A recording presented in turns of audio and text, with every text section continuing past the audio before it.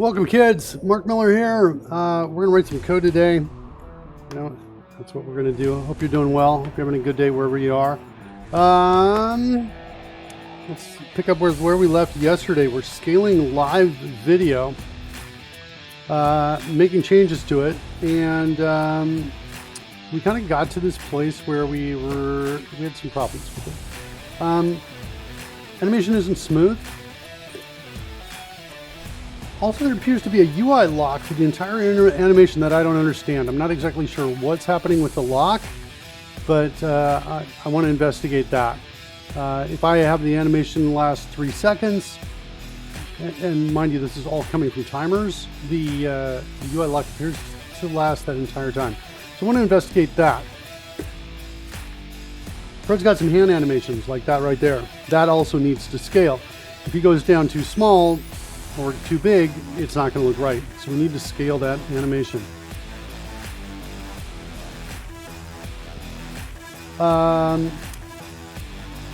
We need to work on this, make sure this works. I'm anticipating a challenge with negative horizontal scales for flip videos. For example, we come into my camera and we bring up the transform for it. Wait, is that right? That one's not reversed. Here, I'll show it to you. Normally this is negative right here because it's flipped. In this example I brought up, because it's not the same one as the one I'm actually showing you here, it's not, but it's normally got a negative size here. So I'm not sure what's going on with that, whether we need to worry about that or not. Also, there's this weird bounding box piece here that sometimes is used and sometimes is not, and separate size pieces. And what's interesting is we go and look at scene item. Scene item doesn't have a bounding box.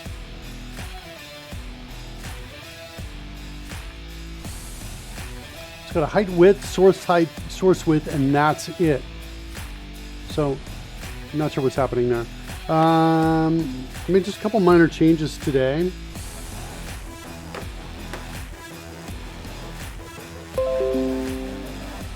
I got rid of the normal scale, didn't need that, wasn't using that.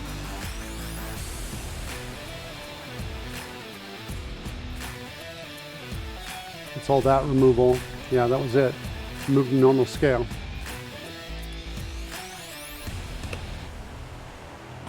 Wolf DM is out there. Hey, Wolf. How you doing? We've unused normal scale property. What's new with you? Well, we are working on live scaling of video. This is in response to the enlarge and reduce spell. For example, if I cast enlarge on Fred, let's target him, so I'm going to cast it on him. Here's what we got so far.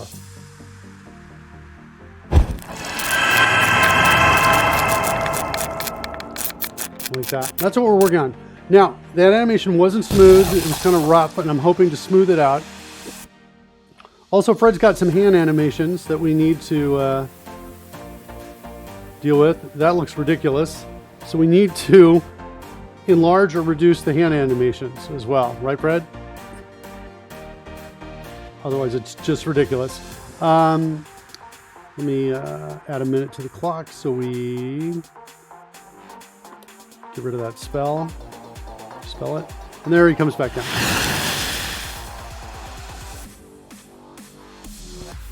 How are you doing, Wolf DM? What's new with you? Are you, I assume you're a DM. I think we've talked before about this. Because you got DM in your name. Let's see. So we need to take care of the Fred's hand animation. We need to smooth it out. I want to scale the dice too. So when Fred rolls his dice and he's scaled up, they're giant dice. And when he's reduced, I want them to be small. I also want this to work with me. I haven't tried this yet. Let's try it now and see just how good or bad it is. Let's target me. Now I'm anticipating a problem with the flip. I'm expecting, because right now my video is flipped, so when I point to my right, it points to the right on the screen like that. Let's cast it on me now. Enlarge. Here it comes. Yes, I am and have been learning Java for Minecraft server. Okay, cool. Here it comes. Here it comes. Okay. Well, that didn't work at all. And I'm reversed. That's not good. Let's add 10 minutes to the clock, and well, at least I come back. Wow. So my UI is not scaling. Do I have the right, am I in the right places? I guess my question. Hosts, the host would be where I am at. And let's see. That's me, hosts, Mark Cam.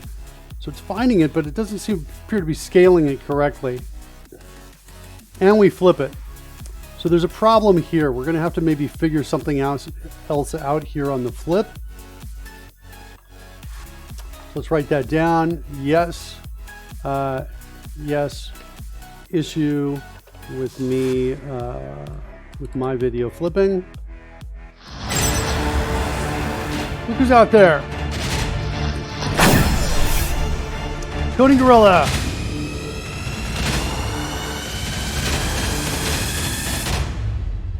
I'm totally flipped. I gotta flip me back. All right, let's see. The best way to do it, I think I gotta get away from here a second. I'm gonna have to refresh pieces to flip me back, or maybe I just deal with it. Let's see if we can figure this out.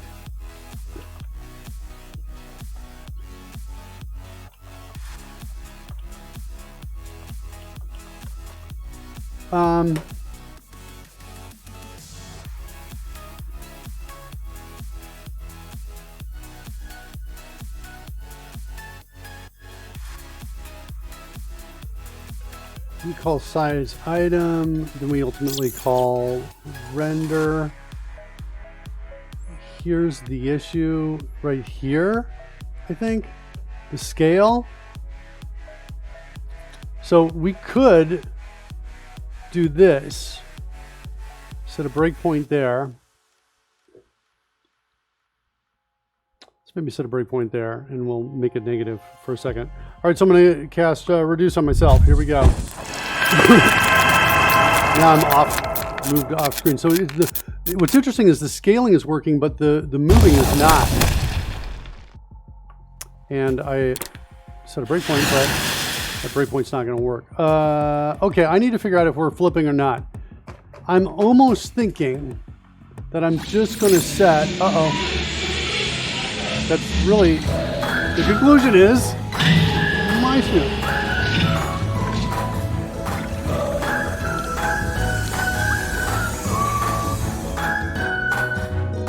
That is not the conclusion, Coding Gorilla. I suspect I have a problem. I saw this morning, and it's right up here in get scene item. Get scene item is my method. And look what I do. I call get scene list. I bet you that's taken a long time. Then I get through, grab the first one out of those set of scenes. There's about 200. Whoops, sorry, I know we're blocking you. Let's see if I can close that down. Let's do test close. There we go. It's this guy right here. I bet this call's taken a while, and I can cache a lot of this. So I'm gonna cache all of this, and I think we're gonna hopefully see it faster. I'm also feeling like to solve the video flip problem,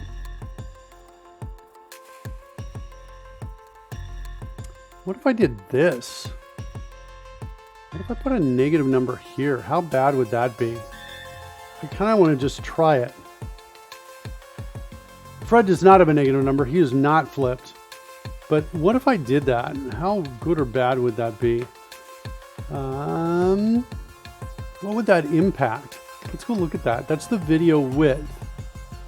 See where that would impact the math in here. Here's my size method.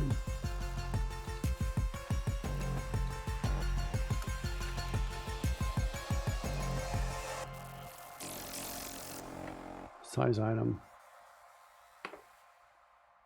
New left.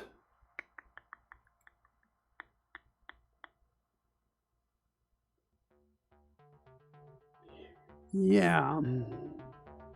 Where else is video width used? It's only multiplied here. So theoretically, I could do this, say math.abs, and I think that would give it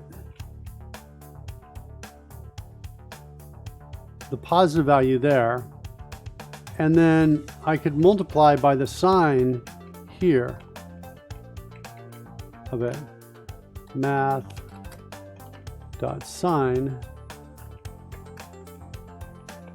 of video width times scale. And I think that could maybe solve the flipping problem for me. Let's go see if that's the case. Let's run.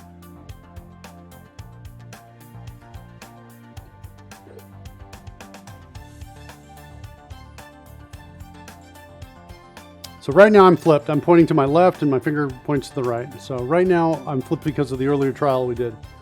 Pudding's here to make everybody happy. Well, we're glad you're here, Pudding. Glad you're here, Coding Gorilla.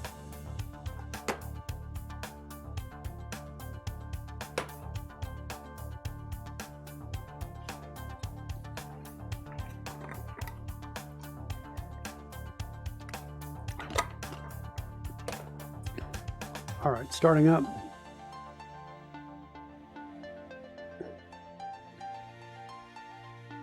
Yeah, I'm convinced we can get this smooth. We should totally be able to get this smooth. And I'm, you know, there's a couple lurches that I notice are consistent too. With Fred, in his first couple frames of animation, he lurches where, when I say lurch, what's happening is his X and Y position are moving, but the scale is not. So he kind of goes like this, chunk, chunk, chunk, like that. Okay, let's do it again. Let's close the scroll. Let's target me. And let's cast enlarge, which we know is not going to work, but this should solve the flipping, I think. Yeah, I think it's gonna be okay. There we go. Flipping is solved. But I'm clearly not enlarged. So we need to figure out why my scene is not enlarging. I'm doing the scene item transform there. I'm setting the scale there. And it's the same code that works with Fred. Let's go enlarge Fred. Second. Let me do one other thing to make this faster because I keep hopping around in here. Let's copy the targeting and put it in here like that so we can target the players. Okay, so we're targeting Fred now. Let's do enlarge on Fred and go. What's wrong? Oh, because I'm already casting it. Add 10 minutes. I hit reduce. I just did reduce instead. So see the jumping right there? It's kind of like lurch on the way down. He kind of does it at the beginning and near the end. I'm not sure why that is. I want to kind of figure that out. Here, I'll add 10 minutes to the clock. That should dispel. And see him lurch on the way up? Kind of lurches maybe 3 times. So I want to fix that. I want to figure out why that's taking so long. Now, there's a couple things going on here that are worrisome. Well, one of them is this code here. I'm sure we can optimize this so we only do this once a show. The poor little thing, Pox, wait, can you do that to yourself? Working on that, working on doing that to myself and other players. That's what we're working on. But for some reason, mine's not moving. I'm gonna just go over and switch over to guests. And you're probably gonna lose my audio for a second. Wait, host, sorry. I'm gonna switch over because I wanna just look and see, maybe take a screenshot.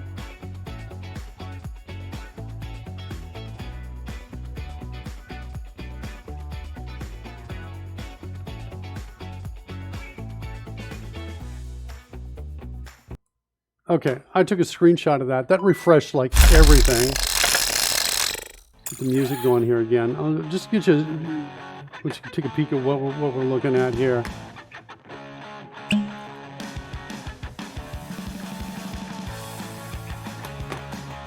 This is it. It's that guy right there. So it is, it's a,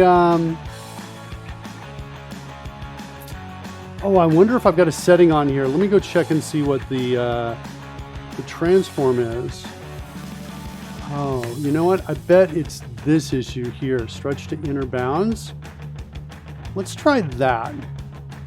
And I actually need to set this on the other one. So I'm going to go away again for a second. You'll lose my audio for a second. And I set it over there.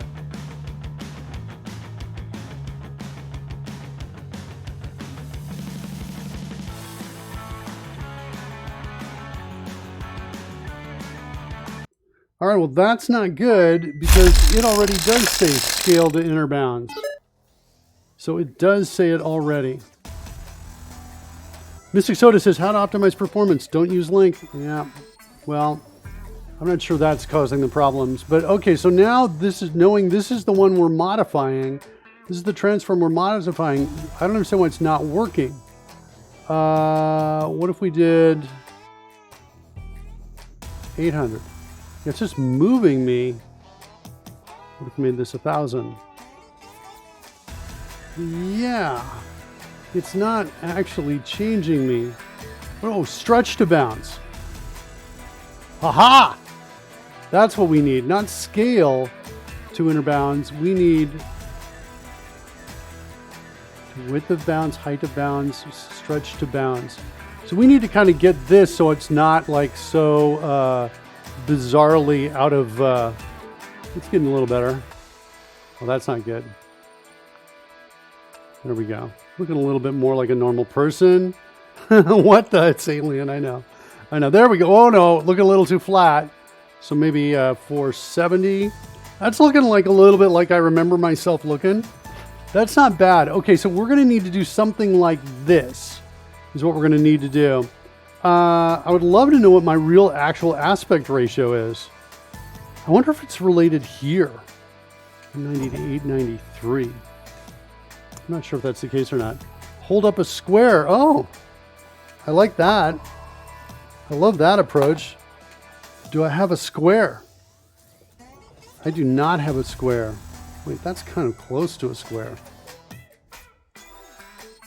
Yeah, it's a little too tall based on this, I think. So let's go. How's that aspect ratio look? Still a little too tall. Let's make it 460. There we go. All right, I can work with that. All right, 460 to 1,000 is those bounding areas right there. Let's come over here and let's go add that in here. So we'll say this is 1,000, make it be negative 1,000, and this one is 460, like that. And let's refresh all the data. Just hit reload everything on the main app. Wouldn't that be cool if that just fixed it? All right, let's do it. Let's try it. We're going to target me. Good afternoon, by the way. Hey, Blazer, Mr. Magoo. How you doing? We're going to click in, cast enlarge on myself. Here we go. Oh, now I'm just moving again. Why am I just moving? I got stretch to bounds, bounding box size. Wait. Yeah, that's what I had here. 5, 4. Why isn't it working? 2,000, 920. That's what it should be at. It should go to double this.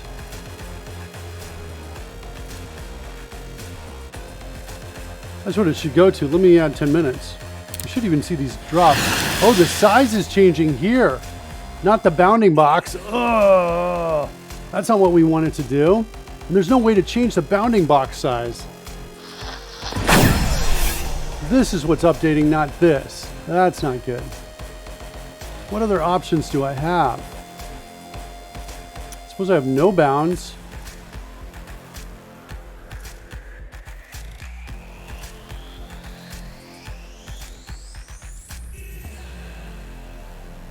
Yeah, the bounds, we're not able to change the bounds. The problem is, here's the essence of the problem as I understand it.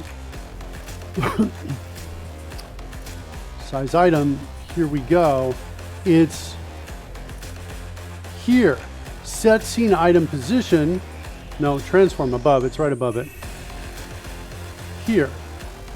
It takes a scale, X scale, and a Y scale, and that's it. And that's it for setting the size. That's for the transform at least. I wonder if I can independently set the set scene item. Well, I got properties. What are my options here?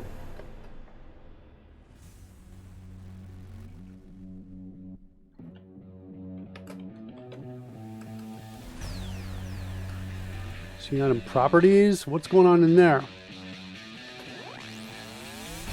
Maybe transform. Yeah, well, the transform I thought was all I needed. I was hoping that was all I needed. What do we got? What kind of properties? Bounds.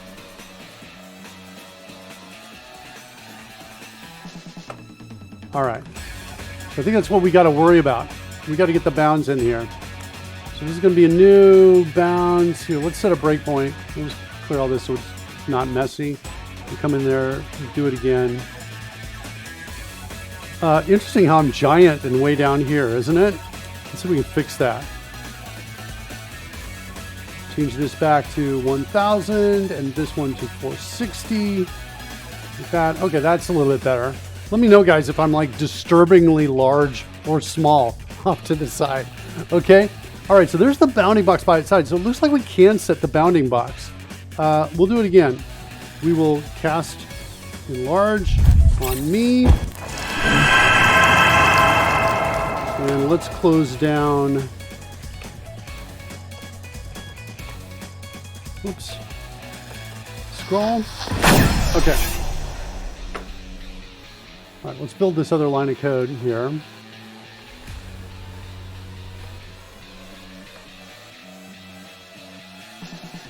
What's wrong here with my bounds? What is it? It's not bounds, it's something else. Scene item bounds info, I think. All right, good. Hold on, let's get this down to the next line so we can see it. I got height and width.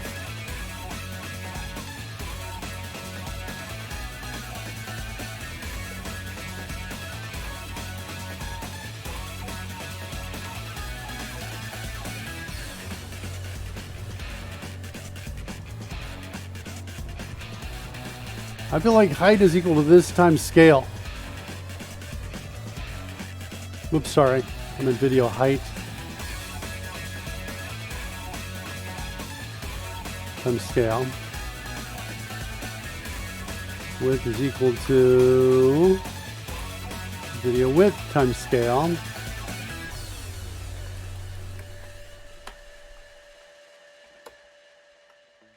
What's my problem here? What is it not like? Oh, I need to assign this to something, don't I? This is bounds is equal to that. Happier? I wonder if that's enough. Clearly not enough. Okay. What else do I want to set in here? That's nothing.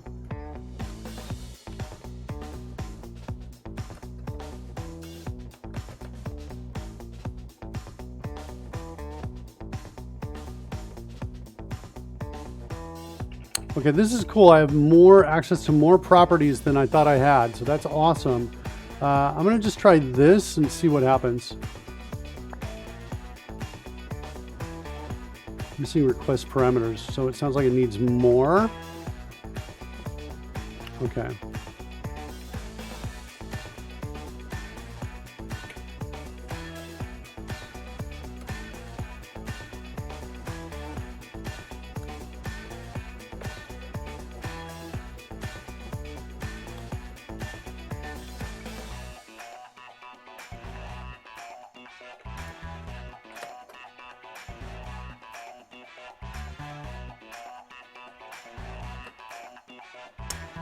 Do I scale it? I don't think so, because I'm scaling it down here. Wait, not here. I'm scaling it here already. I've already called scale there. I guess I'm going to say scale is equal to scale. I don't know. I'm not happy about that line of code. What is the missing parameters that it's complaining about?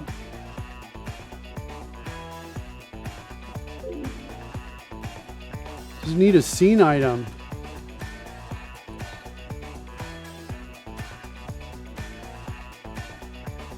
Scene item name?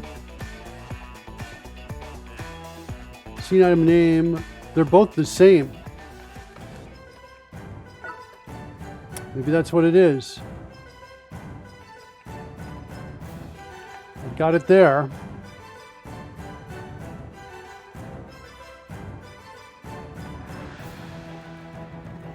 You know, let's go see if we find some documentation on this. I just assume there's no documentation on it. And I'm running, you know, with IntelliSense.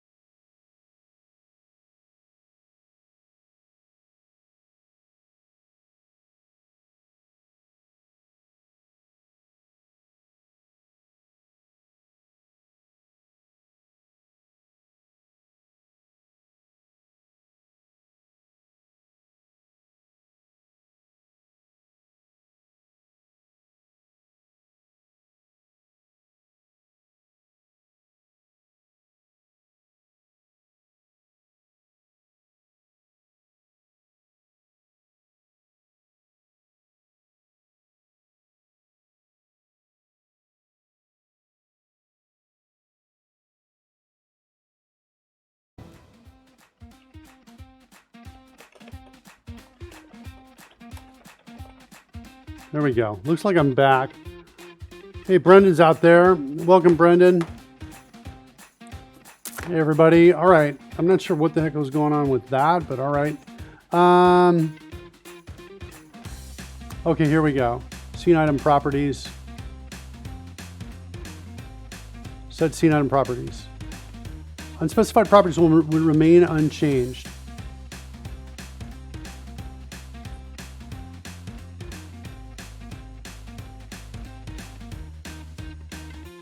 Oh, scale's got an X and Y. So maybe I can just do this all in one thing here. Is that going to work?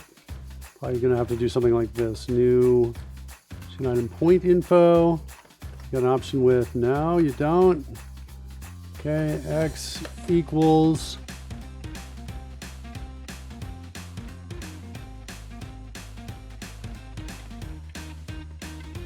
that.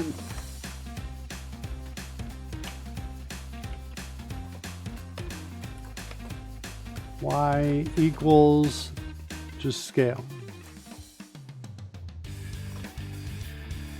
Like that, okay.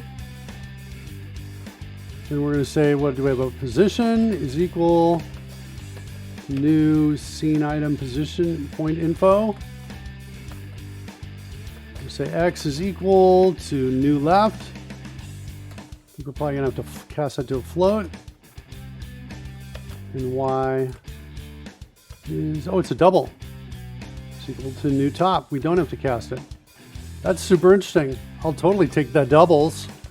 Okay, cool. So there's my position. And hey, let's celebrate pudding. Party 2. It didn't work because we, you know, I guess when we lost internet that broke all our signal R. Blah, blah, blah. We're going to shut things down, restart them up. You'll be able to get party 2 in a second. Boom. That's dead. Let's restart those pieces. 1, 2.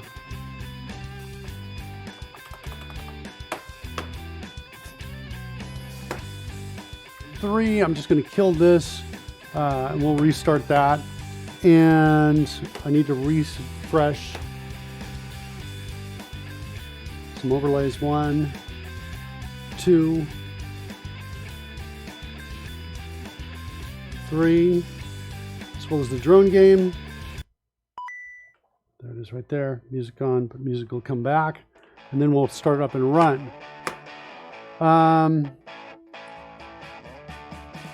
let's go ahead and start and run. So breakpoint here, we'll finish it up when we arrive.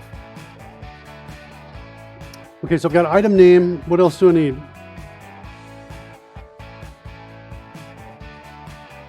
Scene name.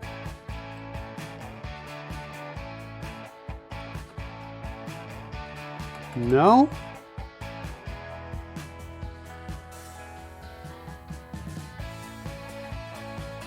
No scene name.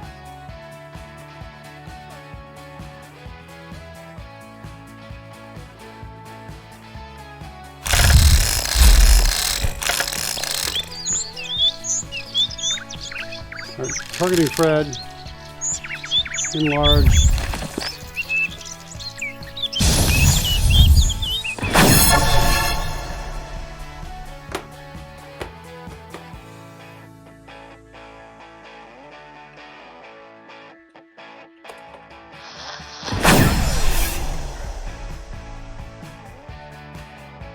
Okay, so the new left, we don't need this call anymore down here, that one, and we don't need this transform, I think, anymore.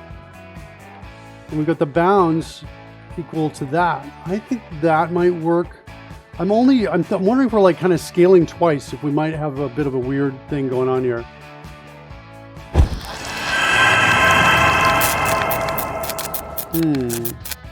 Seems like we did nothing at all.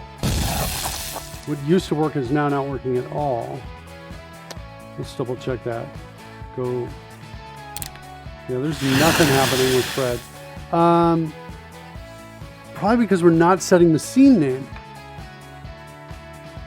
So we kind of got to figure out that. I bet that's part of the problem.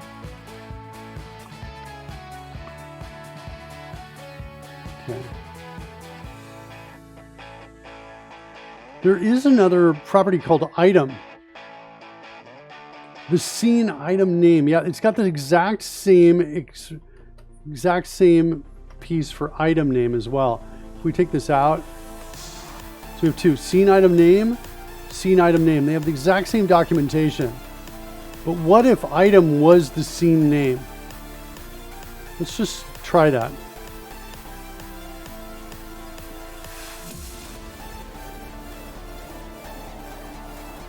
Okay, let's try running with that. Specified scene item doesn't exist. Okay, let's try it again. Let's switch this around.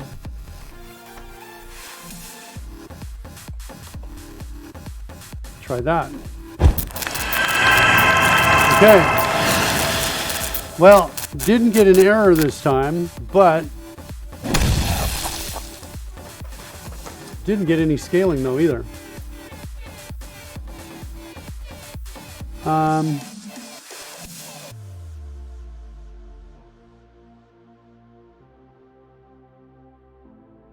What else are we missing? We're probably, you know what we can do? We can go grab, so this is my scene item transform here. I'm wondering if this is getting reset for Fred, is what I'm wondering. I'm wondering if we should maybe focus on my character instead, getting me to change instead of Fred, and see what happens here. Because I think that might be able to, we might be able to debug this a little bit better. So let's try that. We're going to go ahead and enlarge me.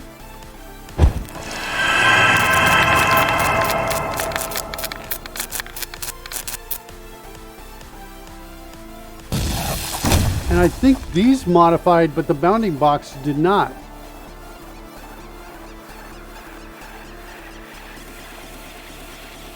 We undo it. Nope, they're not changing at all. It's like it's not finding it. Scene item properties. Scene name. Ah, there's my scene name option right there. Okay, so let's try this. Whoops. I think I got it. I think we're going to get this here in a second. Let's cast it again. Enlarge. Go. Okay. So I think this is here. And I think here is e.scene name. I think we got a shot at this working. Give me something. Okay, I'm gone. Why am I gone? Whoa. A bounding box size. Jumped up pretty high here. Jumped to 1 actually. And what's my size here? Let's go figure out what the settings are. I know I'm not here. I'll get you back in a second. You cast polymorph on yourself. I cast polymorph on myself. Okay, so that should be 9 minus 1,000 and about 460. And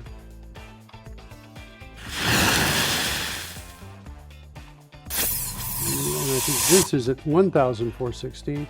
So let's change this to minus 1,000 at 460. And why don't I see me? My position, I don't know what my position was on here. That seems like a reasonable position. What do I do a reset on this? I'm like completely gone.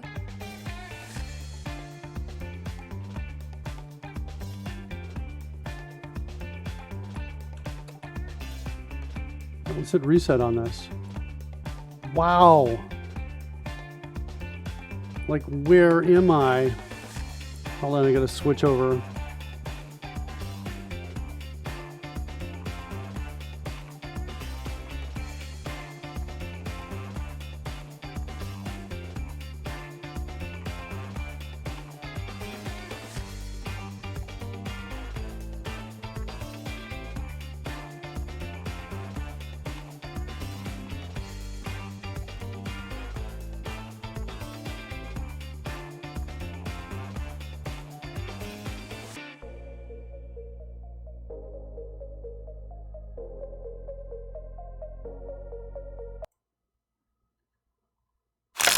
All right, I think I know what happens. I think I know what happens. I think I know what happens. Give me a second here. It turned off its rendering. And I'm sure there's a property in here to say whether it should render or not. And I bet it's just initializing, it's turning into false. So let's go in one more time. Enlarge, cast spell.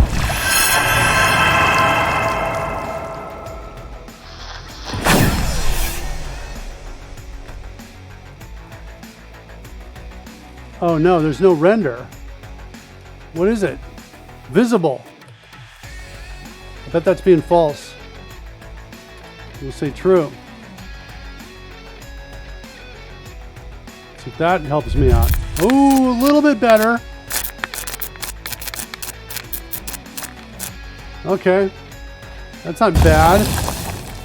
Let's add 10 minutes and see what happens. So I go back to the other place. I'm scaling. Not too bad. Farther away than I want to be though. And I lost my controller on that guy too. So why did my left and rights go in the wrong places? Let's go figure that out. I've got position is equal to new left, new top.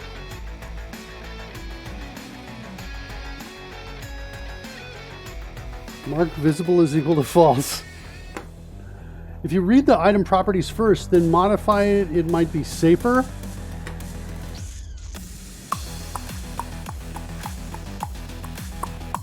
All right, let's try it. But right now I'm in the wrong place, and I'm gonna have to move. We're gonna have to loop.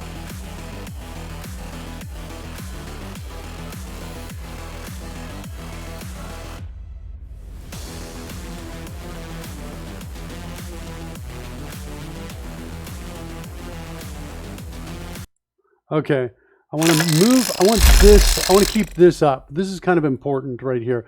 Notice my bounding box size is only 1 right here. Really kind of interesting. Let's see, I'm guessing you want the scale effect without moving away from the current position. Right, we've got code that calculates what the new left and top position should be. This code all was working before we tried to mess with the bounding box. So that's kind of what's going on there. So,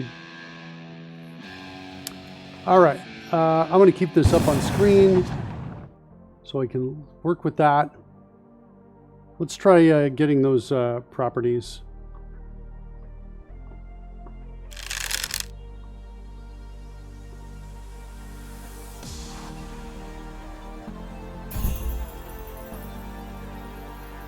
Let's hit reduce.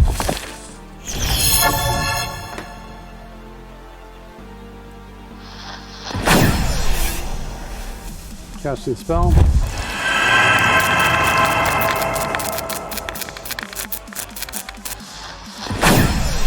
One.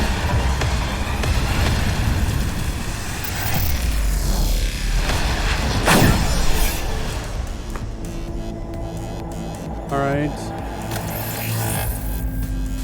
Looks like did I not target myself? Looks like I failed to target myself.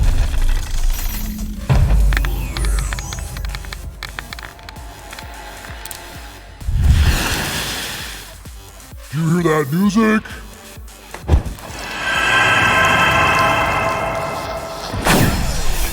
All right, what do we got?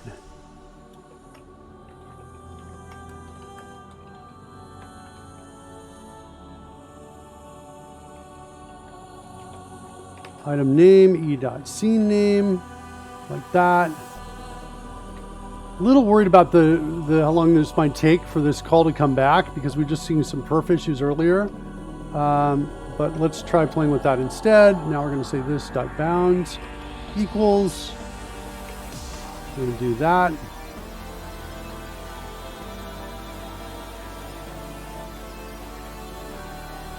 Let's turn down the Code Rush music. Turn off the Code Rush music a second because we've got this 1 minute of music that's happening as a result of the that wild magic roll. Okay, so we're setting the bounds on it.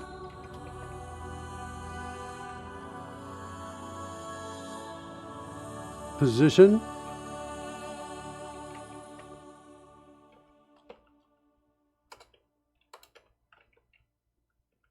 And we're saying scale. So the 3 things we should be setting right here. All right, back to Code Rich Music. So we don't need this anymore. And then we're going to send out the scene item properties. See if that works any better.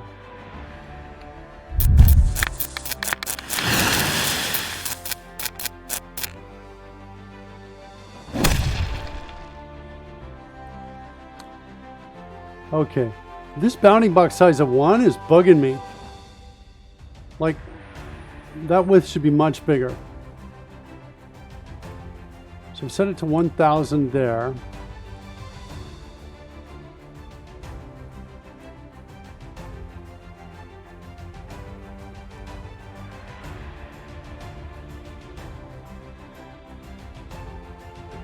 So we're kind of looking at for more to happen in that space like that right there. Yeah. So we really only want to mess with position bounding box size. That's my take on this. That's what we need to do. All right, let's turn this back to 1,460. 460. It's going to take way too long to get down there. It's a little bit better. Okay, that's close.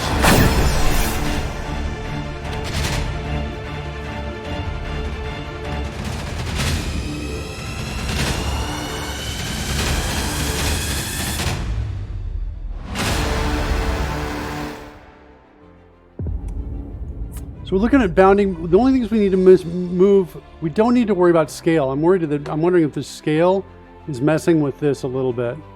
And I think I want to comment that out. Is what I want to do. Set a breakpoint.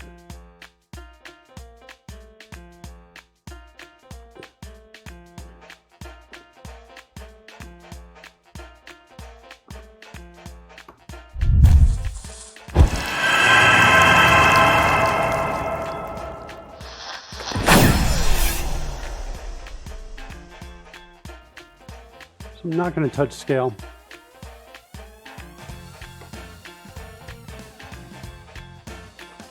Let's see what's going on when we get in here. Yeah, oh, it's a negative. That's why it's taken it to a 1. So we're going to say math.abs of this times scale.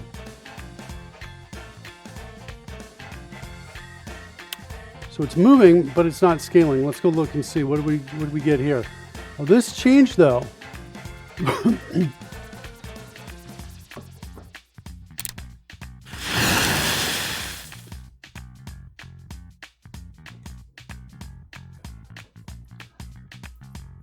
I wonder if my calculation, I want to change this so it matches.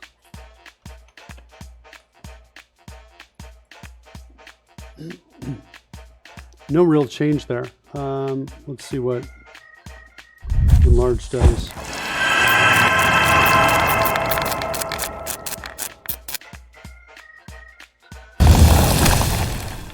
And add 10 minutes. Do I come back? Oh, and then I keep going in that direction. That's kind of interesting. So I start, and then I'm flipped again, left, right.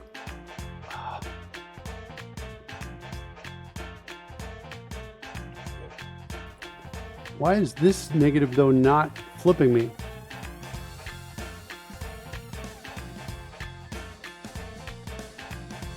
So, what's wrong there? That's weird. In the past, when I've modified this, this would flip the video immediately. But it's not. I'm still pointing the wrong way. In other words, not flipped.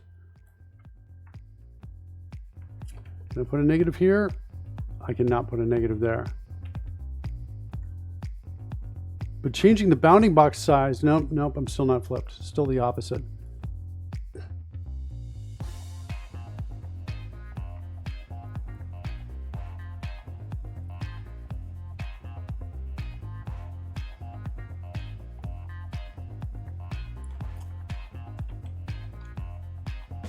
Interesting. It's interesting that we did have this like really working for Fred, like completely.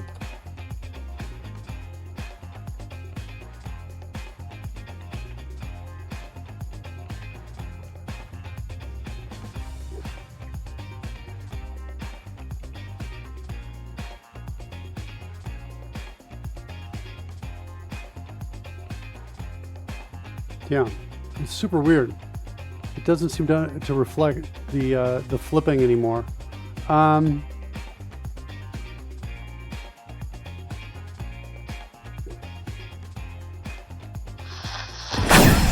Let's do this. Let's see what the scale is when we come in and modify it. So we'll say enlarge, cast spell.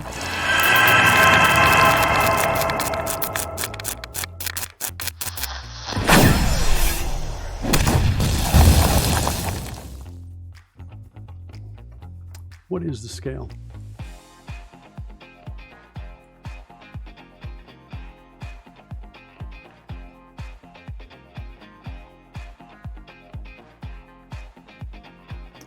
Interesting. So the scale is like basically it's about 50%. And one is flipped negative.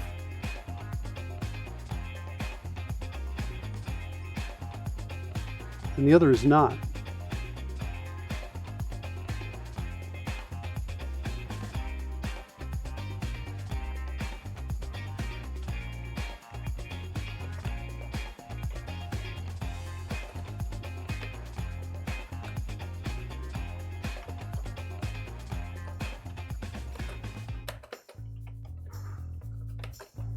I just want to see what happens if I do this.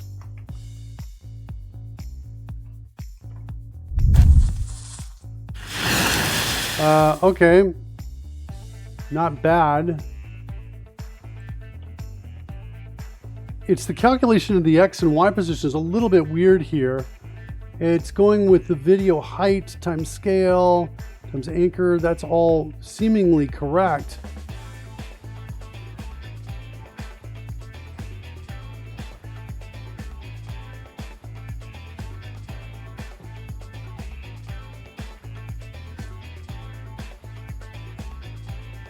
like this code before. Let's focus a second. Let's put me back in position. Let's focus on Fred because I want to see if we're still working for Fred or if we're no longer working for Fred. This needs to come in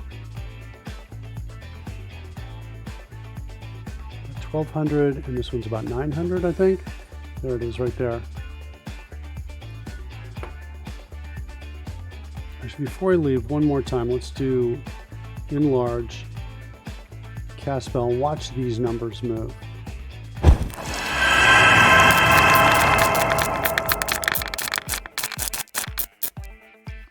The position is totally off.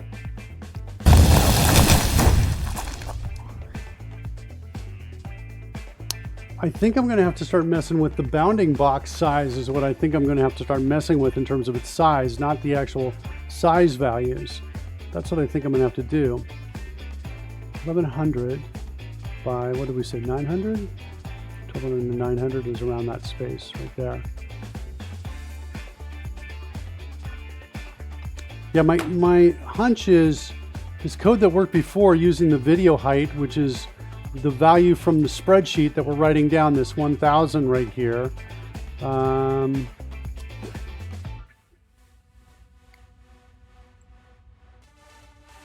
Yeah.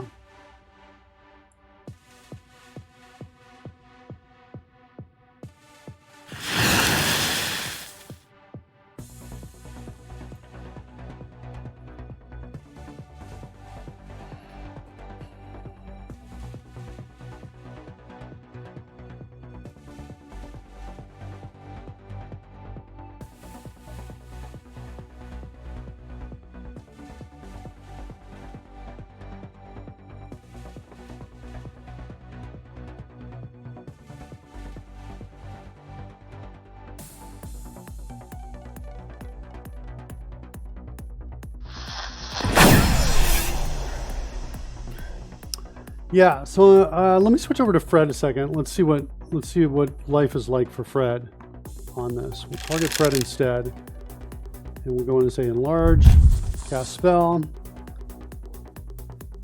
Calculation similarly off for Fred. Life is good.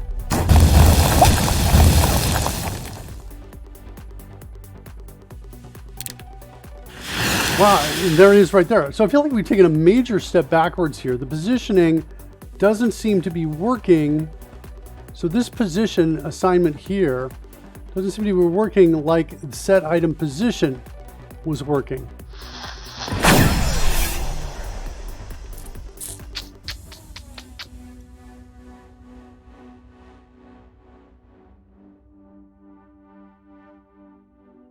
Let's try something new.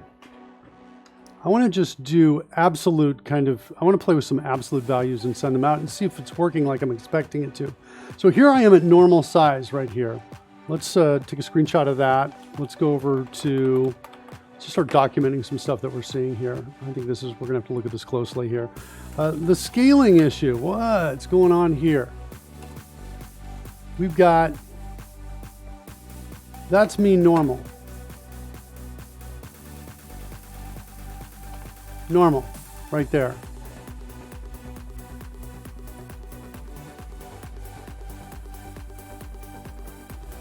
And then we're going to need to create another one here, which is enlarged. What I'm going to do is I'm just going to calculate it now, and then we're going to see what we need to do. So I'm going to say this is, I'm going to double this and double this. So we're at 920 and 2000, like that. Next, I want to adjust the position so we're in the right spots here. So we used to be at 1200 and we've just doubled. So I've gained 1000 on the width, which means I want to take half of that 500 and add it to here. 1700, I think. Is that right? Seems too far off to the side. Similarly, I've gained 460 here. And my 460 cut in half is 230. which gets me, this is going to be minus 230, so that's going to take me to, is it 670? Like that. That one feels right. Maybe I did the math wrong over here. This used to be at 1200. 500 off from here is what I need to do. Half of 1,000. So 500 minus this is, or plus that, no, minus that is 700.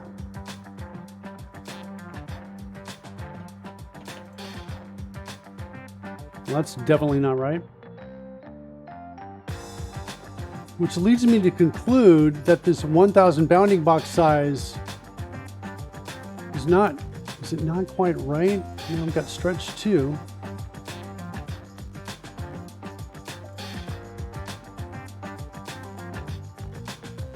Maybe I didn't do this math right. Let's look at this. 1,200.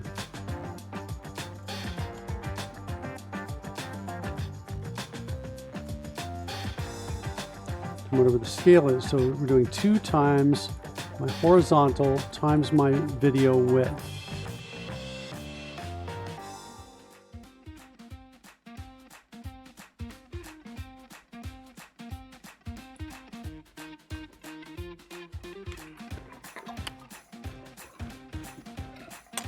Well, what do we need to set this to?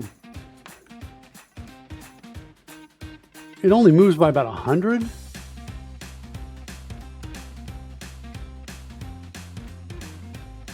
Yeah, that feels totally wrong to me. I think this is why I'm moving off to the side, is because the math doesn't feel right to me. Here's what I want to do though. I want to take a screenshot of that. Come over here. And let's paste it in there. So this is what I want to move to. I want to change these settings. 1, 2, 3, 4. That's what I want to set it to. And that's all I want to do. I just want to get in and set that and see if I can make the change. All right, so let's do that.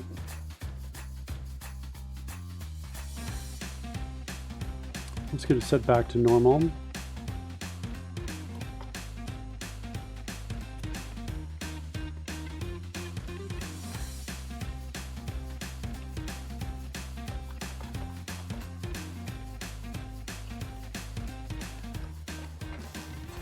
Yeah, that's really tough. That X position barely changes. Oh, its positional alignment is center.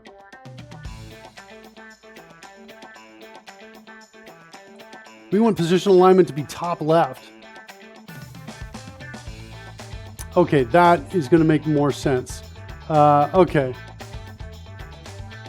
Yeah, Blazer Mr. Magoo got it. Coding Gorilla is trying to shout out my name, but it looks like we have got a disconnect. Again, is that because I didn't refresh the drone game? No, it doesn't seem like it would be it.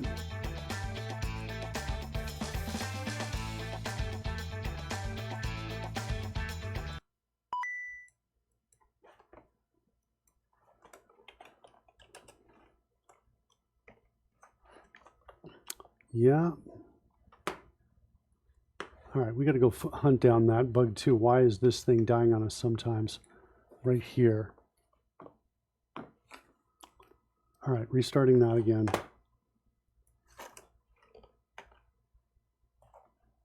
Where's Mr. Announcer Bot?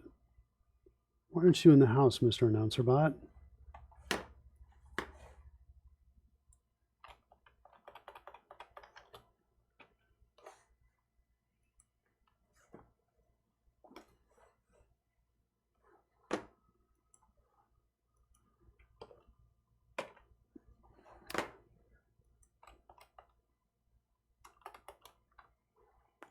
Interesting. So this guy I've started up should be connecting, but is not connecting. We normally have proof that that guy's connected because it says Mr. Announcer Bot is in the house. Internet looks like it's still good. I don't understand why it's not connecting.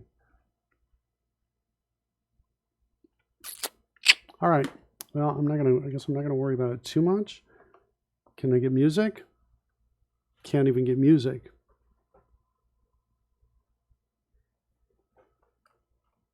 Yeah, it was the centering piece right here. The positional alignment needs to be top left is what it needs to be. All right. We got Rory coming in. Hey, Rory. Hello, Mr. Miller. How are you? I'm having all kinds of problems with my software that has nothing to do with the software I'm writing. So I'm like, I'm trying to figure out why is that the case that... Are you quite literally in the quicksand? You appear. Shall I throw you a vine? Yeah, throw me a vine, you seem to be man. stuck down the bottom down there. Yeah, that's kind of where I'm at. I'm like, I just restarted this, and nobody's saying, Mr. Announcer bot is not saying, hello, I'm here in the house now. I'm about ready to jump down this rabbit hole. If it doesn't work on this next time, I'm going to, I think I'm going to go run after this bug instead. One more time, starting it up. Are you aware that your own image on the stream is somewhat submerged? No, is that what you're referring to? Yeah. So so you're shorter than the clock right now. Yeah, I'm shorter than the clock. All right. Yeah, I'll go fix that.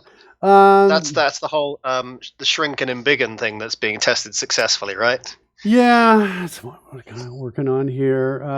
Yeah. So let's see. This is going to come down to about 720, I suppose, like that. And maybe not 900, probably 600. That's better. Woohoo! In biggin. Yeah. All right. We've heard enough. We've seen enough of this guy this morning. That's his third one right there. But oh wow. What's interesting is that Mr. AnnouncerBot didn't say hello, but that did work. So now I'm kind of like, well, wait. So Mr. AnnouncerBot is here. Do I have music? I don't have music. I do not hear music now. Oh my gosh. Yeah, I have no idea what's happening out over there. I think we're gonna have to go look at that. This is too high. 70. Too low. 650. Is about right there. Okay, top left positional alignment was not set correctly. Maybe we changed it. Let's see what happens when we call size item now. Let's go. Yeah, I feel like, Rory, we were like not far from greatness, but at the same time, like maybe a little bit far from greatness, right? Yeah, maybe. That's what I think. All right, so I'm going to go. See Fred's off the side. Look, when I point to Fred, I'm pointing the wrong way. Like. Oh, I see. Yeah, there's like. Yeah, he's flying and also mostly off screen. Yeah, mostly off screen. Hold on. Let's see what can I do to resolve this here. I mean, wow, that random placement function's working well, isn't it? Yeah, it is, isn't it? Yeah. Top left stretched around center. Yeah. That's bugging me. Fred, where are you? All right, I'm just going to have to move him manually. I'll be back.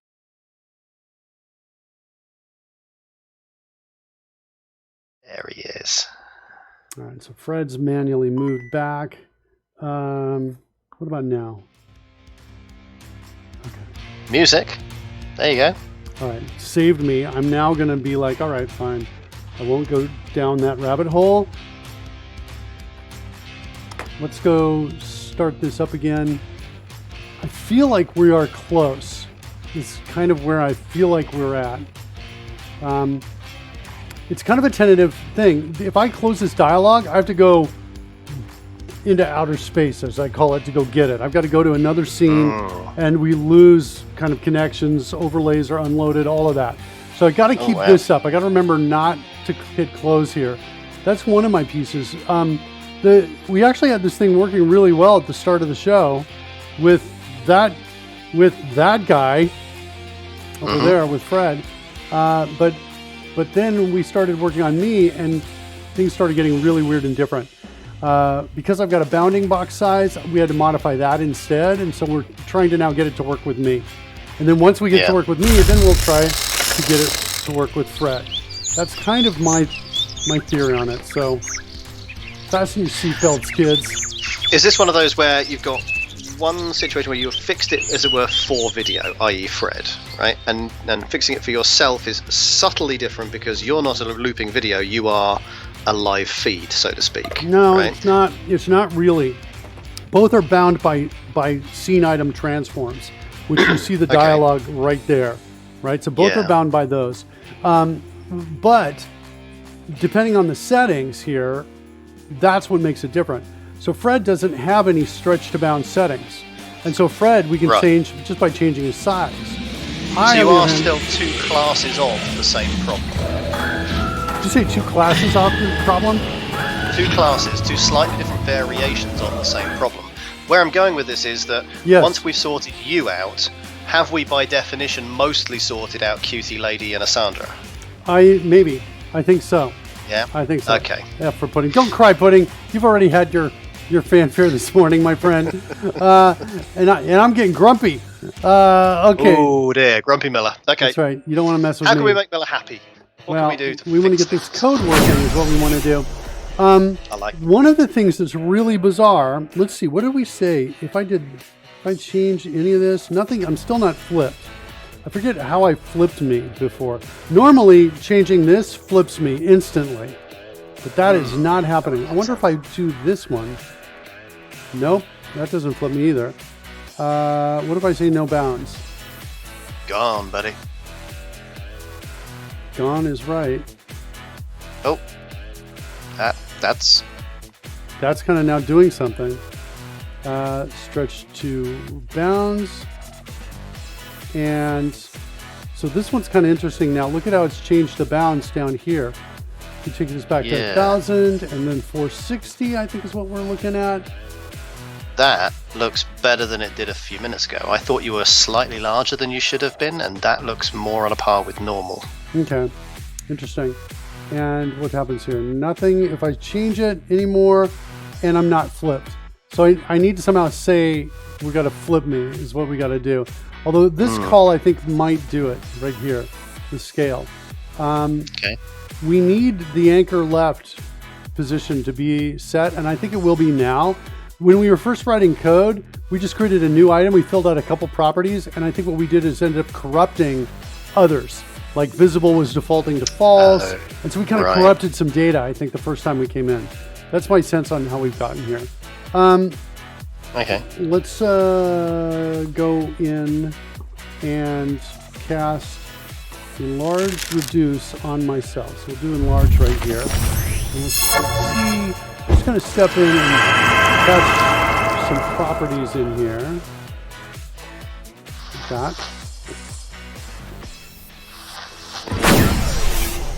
Okay.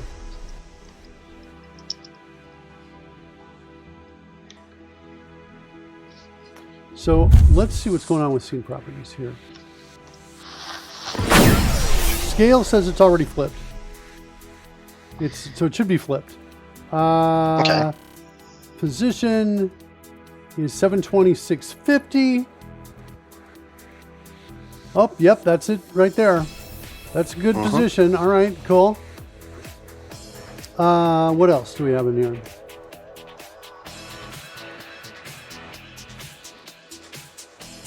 The width. I'm wondering if that's problematic. Bounds. So that looks good. Ooh, and this type is OBS bound stretch. Okay, cool. And where's my other alignment though? You pointed out a scale a minute ago which was -1, suggesting it was flipped, yes? However, your width is already negative, so when those are combined, is it not effectively cancelling? I'm sorry, Rory, say that again. I didn't hear that. So I'm sure I saw somewhere in the tooltips there a scale of -1, suggesting a flip left to right. Yes. However, your width is already -1, so when those are combined, when they're multiplied, is it not going to cancel? I'll just switch it to a positive. Maybe that'll do it. One of the other things that's kind of interesting is take a look at this. Bounds has got alignment and type in addition to height and width. But if I come in here, do I see those? I thought I didn't see those. Oh, there we go. Cool. Alignment. And all I have is nothing. Alignment is what type? It's an int. Well, it's currently set at 0. So let's just keep it there at 0, I suppose. I don't know. Type is set. What type is type?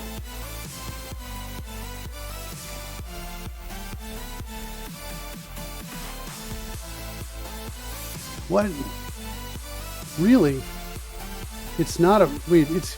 This should be a property called type. See, on bounds type.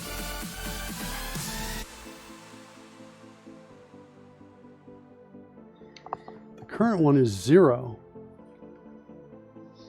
What's 0?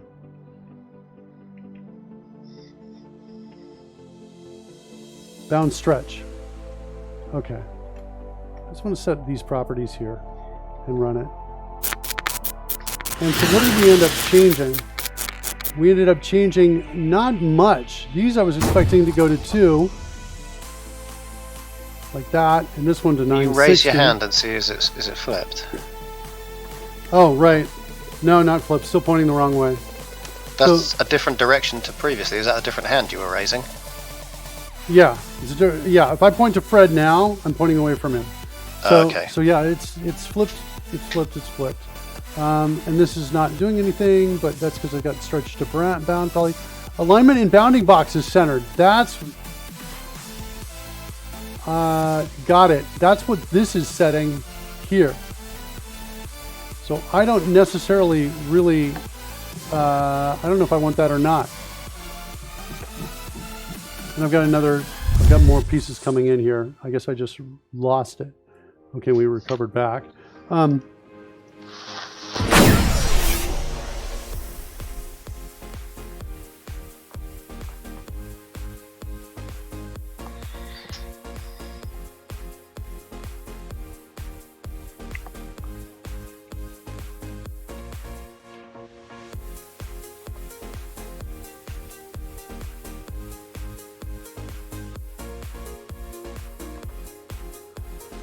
Okay.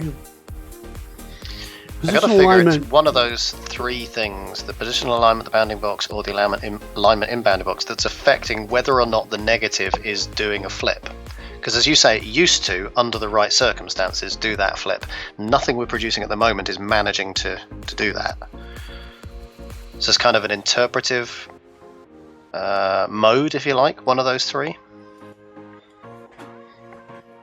Unless there's also properties we can't see. I mean, that would be annoying. I think there's. I want to find this one right here. This one should be top left. We should find that somewhere. Let's cast it again. Getting reduced this time. Do me a favor, Rory, and close that down over there. Keep your eye on that. Let's try to find top left. Where's that? Maybe in position. There it is. Positional alignment. Okay. So, okay. This could be part of the problem here. Come on. Alignment is equal to alignment dot. Nope. What? That wasn't helpful at all. Isn't alignment the thing a few lines higher where you're setting it on line 278 to 0? No, that's in bounds. Oh, okay. I'm just going to, maybe I'll grab the original position alignment is what I'll do instead. And I'll do the same thing here with this alignment. So I won't mess with these at all. That's good, because we can set it interactively and then it should remain that way. Yeah, I'm feeling a little bit better about those moves there. Less likely to disrupt. Anything else going on in scale? No, looks like nothing else happening in scale there. Let me just change this back to here, run it, and then still didn't work. Flipping it. No. Let's cast again.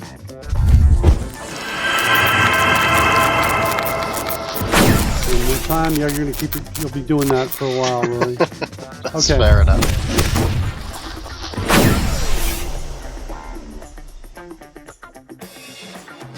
Okay, it looks like no movement at all. I've got top left, stretch to bounds, lemon and bounding box. Top left as well is what I think we should have here. All right, let's look at the values. I'm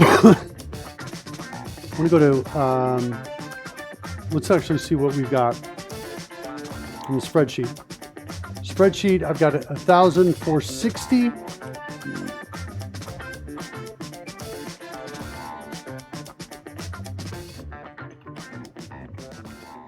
Okay. And that all looks good. Again, let's get a dark background here. Okay, we dispelled. And like nothing changed now, it seems. Yeah, I'd agree with that. We're setting the C9 properties there. All right, let's start sending some stuff out so we can see what's going out here. I mean, the thing that's bugging me is that we don't seem to be able to make this change even interacting. Okay? Never mind sending facts to it via an API. No value you managed to enter into that dialog has caused you to flip.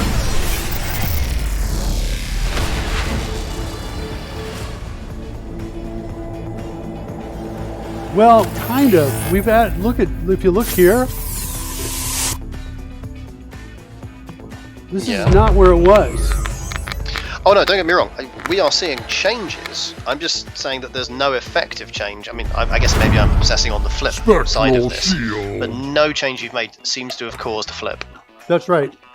To get the flip, my understanding is what I need to do is switch over to the other view, which is going to disconnect all of these overlays. Right. And then flip it. I wonder if I can do it on... You know what I could do? This might be a better thing to play with here, because it's more, it's less restrictive. And I've already got this here, is to create a second version of me right here and put this guy like over there. Now, by the way, if I come in here and flip this guy, flip horizontal, yeah, just he flips. So the guy to my right is actually correct. And I'm not. I'm the guy that's wrong. That guy's right over there. What if he tries to take over the show on the grounds he's more correct than you? Why does everybody seem really delighted by that? What if I turn this off? Okay, that just turns off Fred and this guy. So we just got me over here in the corner. Okay. I'm kind of playing with this guy, this idea. Let's go in and look at this guy's transform. We're going to lose the other transform. So we lose that and we get this. Now here, what's interesting is, look, we're not dealing with bounds anymore. This is different, isn't it? There's a whole bunch of things just not enabled. They're not relevant anymore. Yeah. The problem is, so here's the deal. Watch. I bet as I make these changes, like go to double this, go to 19. Yeah, it's instantly making changes, and then that flips me or not, depending on. Just hid you altogether. Well, it put me off to the side. It's. Oh, I see. Because it's yeah. If I bring this more to the center, right here, like that, and then I do it, you'll probably see me flip to the other side like that. Yeah. Okay. All right. The problem is, and this is how Fred is, so I'm sure I can make myself shrink and grow using this. This part is the code that we had already working. The problem is this stretch to bounds, which we have to use for Skype calls. We have to use it for a Skype call. Okay. That's what we have to do. And it looks like it's kind of doubling up. It looks like when I did this, I have a feeling that these ratios are the same. In other words, if I take 918 and divide it by 918 divided by 1920, I get 0.478. And if I take 427 divided by 893, I'm expecting to see the same number. Yeah. 4.478. Close, yeah. So it's scaling that for me on both of those. It's basically taking this size and scaling it. We turn this back to 918 and turn this one to 427. All right. So I want this to work with this. Interesting, the alignment in the bounding box is center, is where it is here for this one when we just said stretch to bounds. Okay, so I want this to work. This is a different me. This is Mark Cam on the players page. So I need to come over here and change this to players. And I have to change my video width to 1918, negative 918, I mean. And change my video height to 427. Okay, now we're on players. Let's reload everything. Just check to make sure we still have control. Looks like we do.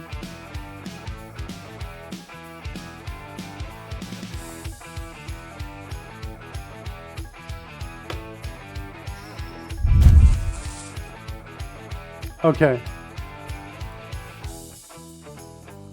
Let's target me. So there's the target. Let's do enlarge. Let's see what happens if anything. Let's get the let's get this up and watch this. So we're looking for some kind of change from here when we hit the cast spell.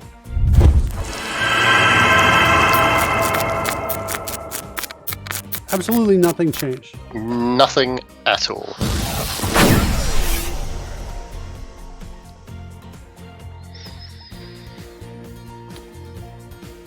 Do we need to restart and reload to pull that data through? I hit the reload everything button. I'm pretty sure we don't need to. Okay. We can set a breakpoint here and take a look at it if you want. We can do that. We can also do this. Let's just do a hard-coded change. Essentially, all I want to do hard-coded is come in and do something like this and this. That's what I want to do. Just like come in and double both of those. That's what I'm looking for. All right, not going to close that. Got a breakpoint. All right. Now, let's just see what we got coming in here. The video height is 427. Yep, that's what we've got here. Good. My video width is 918. Good. Setting the bounds. My scale is half of that. So now my bounds should be 215, 464 is what it should be. Setting scale and position, and then I'm calling set scene item properties. Scene name is players, and what's the item name? Mark Cam. That's exactly what it is here on players. So that should, we're expecting to see after this call, we're expecting to see its bounds to be 215 and the height and 464. And if I call that, we get an update. Not at all.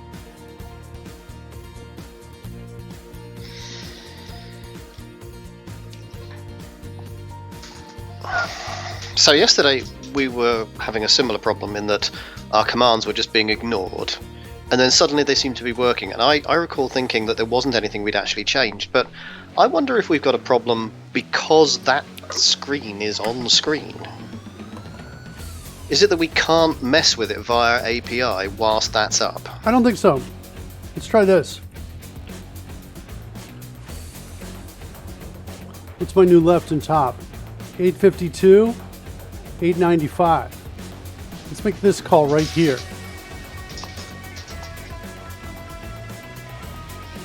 No change. Maybe we need a little bit, if I run it, it'll give it an update. Did that change it all after that?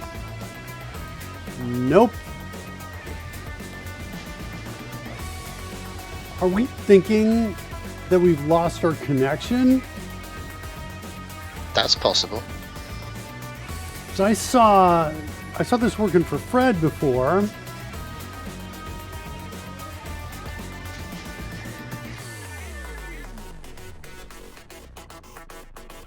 Now I'm pointing the wrong way in both me, the new me, and the other one for Fred.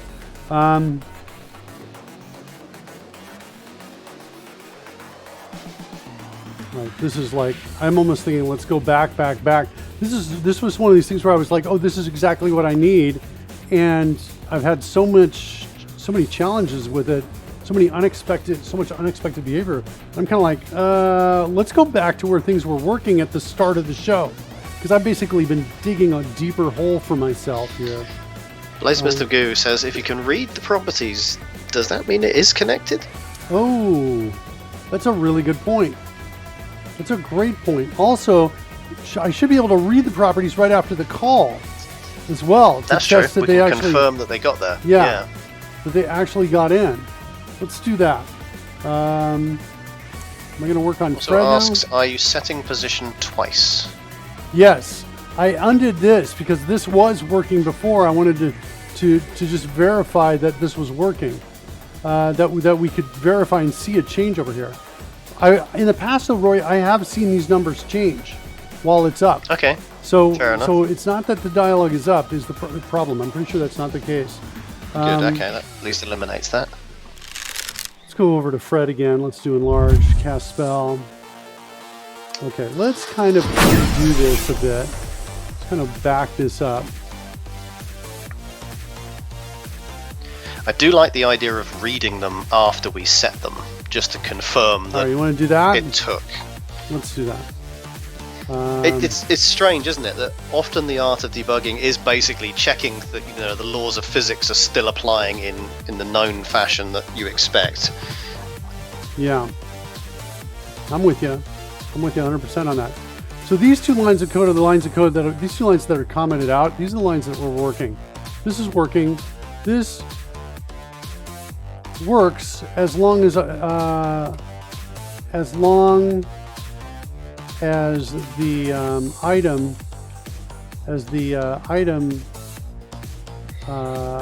item's transform isn't bound to a box.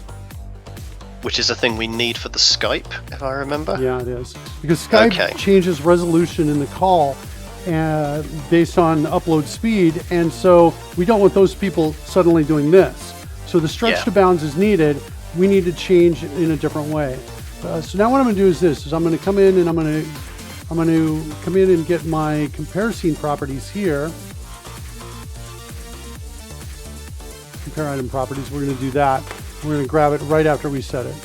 So let's come in here and do this. What's our item name? Fred normal. Fred.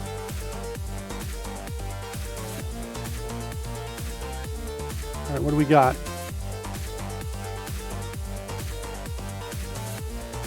OBS bound stretch. Height and width.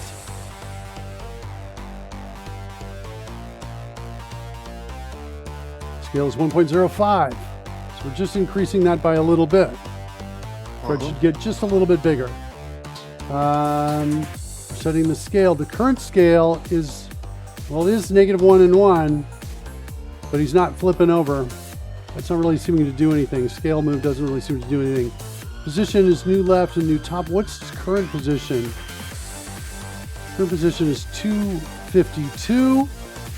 Is your X? That doesn't feel right to me. No. For Fred? That should be a negative number. This one looks right to me.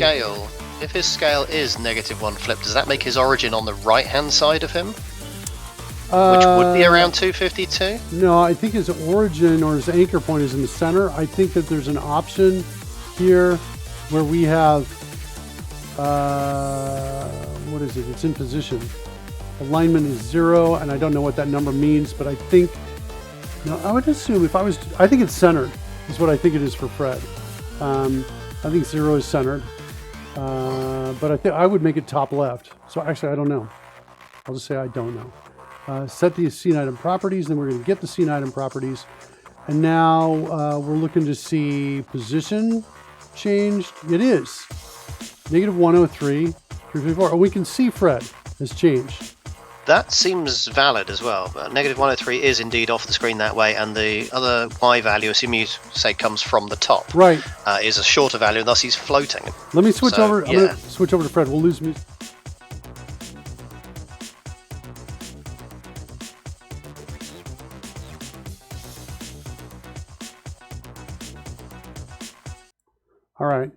So check it out. This is Fred's transform. Its position alignment is center. It should be top left. And if I do top left, look at where he snaps to. He goes right to the right place here. So, and we're just restoring that alignment here in the position here. So I think that got messed up before with Fred. That's what I think. As long as we're doing this, let's go switch over to me and flip me back around.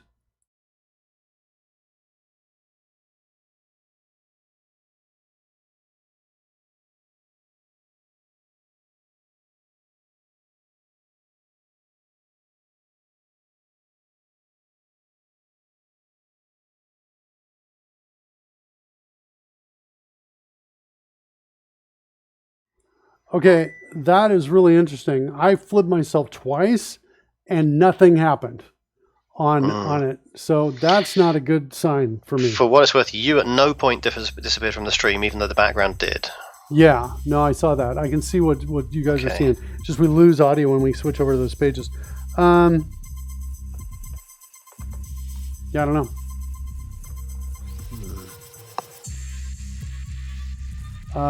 Okay, so that just worked. So we are verifying that we're able to set some properties and change them. Let me clear the breakpoints a second. And Fred just moved a little bit. Wild magic checks are wrong because we need to kind of reload everything. Looks like that's now happened. Let's go look at Fred again.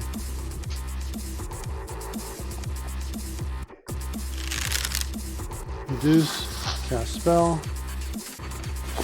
Yeah, look at that. Now, what's really cool is we're now using the new bounds code.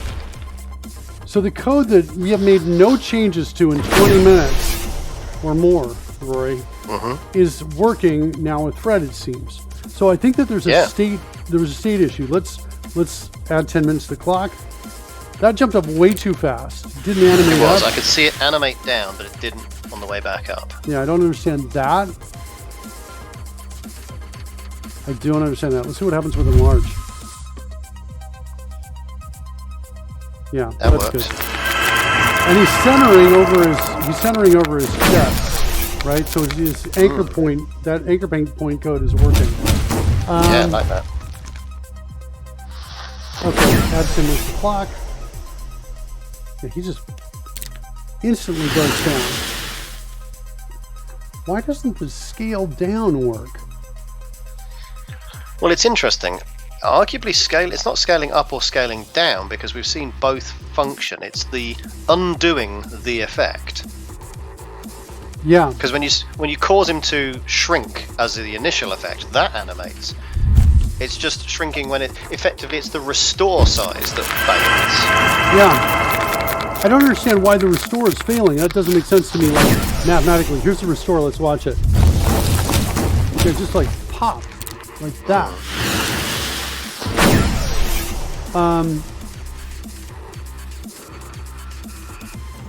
Okay, that's actually, in general, that's good news. What we just saw is good news. I think it's important that the position alignment has to be top left, alignment and bounding box. This probably could be centered or top left and wouldn't matter because it is, as long as these were the same ratio, aspect ratio to these, to the size. Okay, I think we're going to need to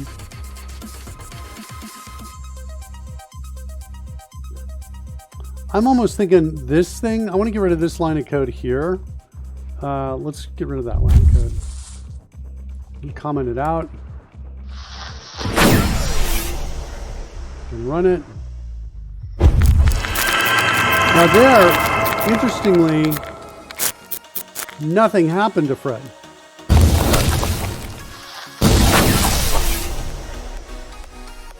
You just went down a little bit. It could be because the clock stopped in enough time, because I was there. Let's try again. Reduce, go Fred. Okay. And then once that 10 minutes, yeah, it just jumps right back Still up. pops back up, yeah. Okay, the scale looks like it's not needed, which is good. The fewer things I'm changing, the better.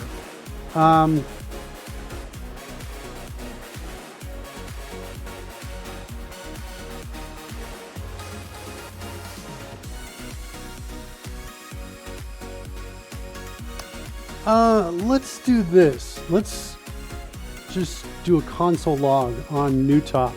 Let's look what the new top position is and see what's happening. And we'll look at that in the output. We'll try that. All right, here we go. Here's a reduce.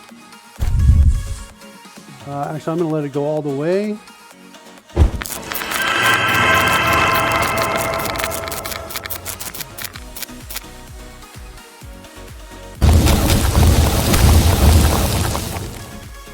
And give me a test close.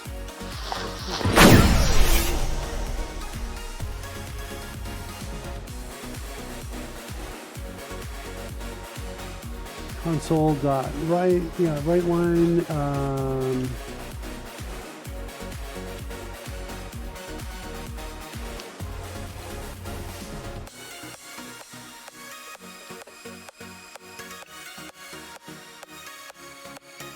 That, all right, and stop it, and clear the breakpoint and run.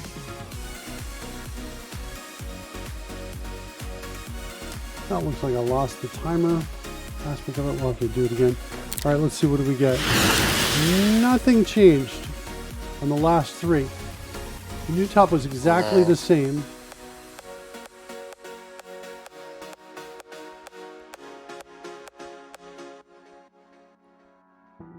All right, let's reduce again.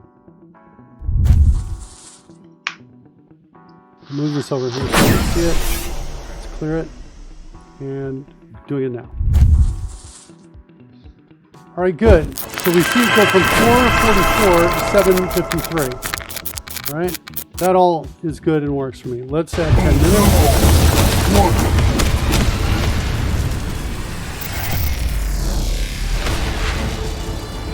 Let's add 10 minutes. Here we go.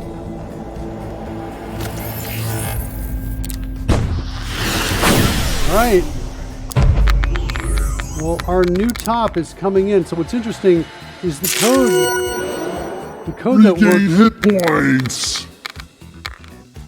Cool. I regained some hit points. 12. Nice. Okay, so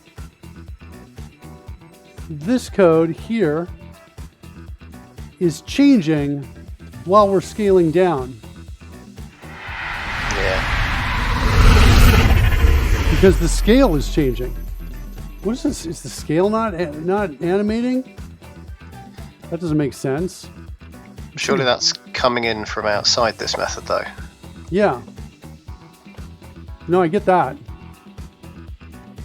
But I'm thinking, let's just see if that's the case. See if we got a problem from it. Do you want to go outside and look? Is that what you're saying? Well, it feels like the method itself is working fine, but since the scale is supposed to animate, maybe the scale is only animating in the one direction. Yeah, that's what I'm getting at. That's why I want to show it. I want to see what the scale is. That's what I'm going to do. Okay, so let's try that. We're going to reduce Fred, cast the spell, and we're in here and run. And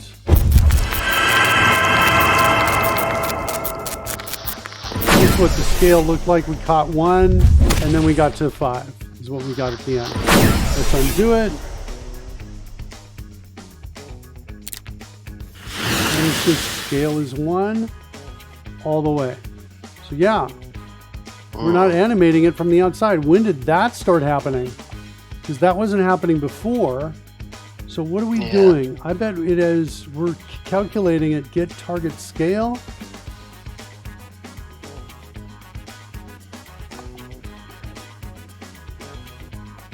Start scale, percent complete.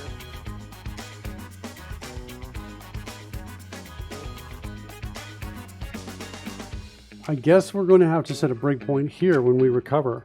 So I'll do one more time. Reduce on Fred. Set a breakpoint here and recover. Okay, let's see what's going on.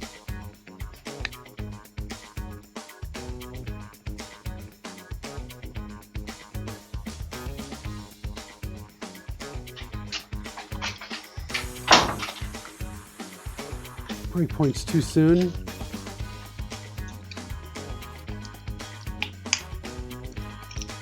I think. Get elapsed milliseconds. Yeah, it's calling daytime now, so my breakpoint's too soon.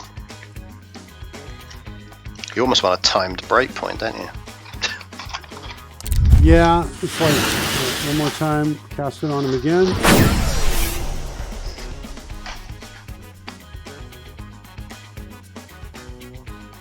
We'll just run it. Hit here. Now he's not reduced though.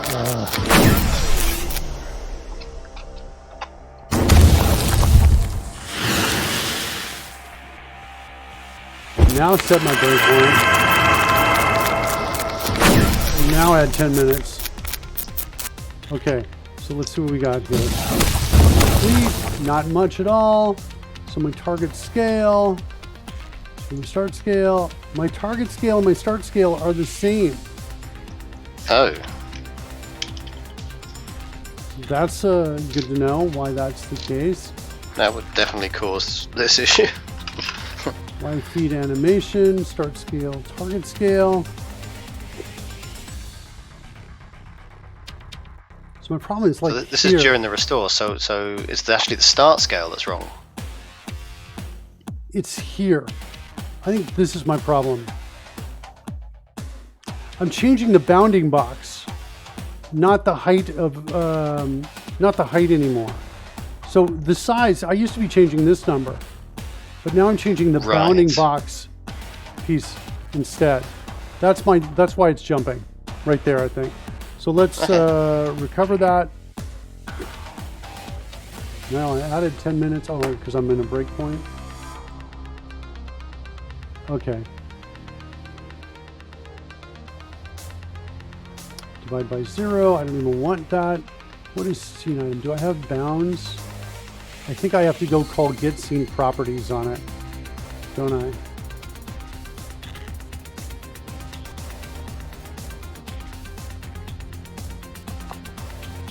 I need this guy.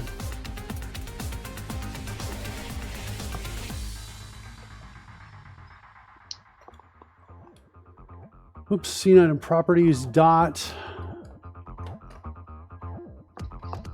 bounds dot height. Let's see what happens when we do that.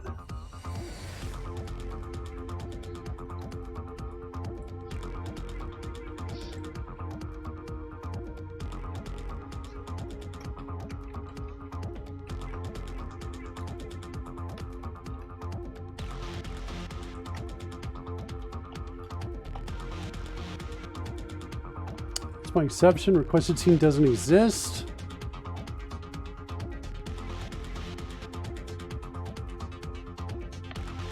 Not sure why that didn't work.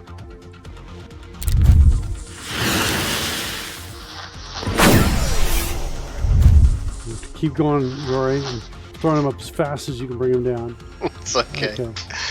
What's going on? Scene item name Fred normal. That should totally exist. Requested scene doesn't exist. Do I have them reversed? I do. Good spot. All right.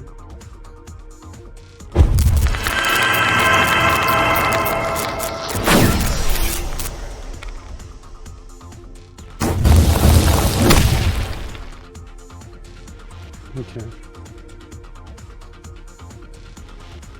Start scale is 1. That's better. I think this is going to work. That's good. Hold on, I think we got some stuff backed up. That was a little... Oh, I see. Yeah. We got a couple of... Wow. It's going... I thought this was going to go right.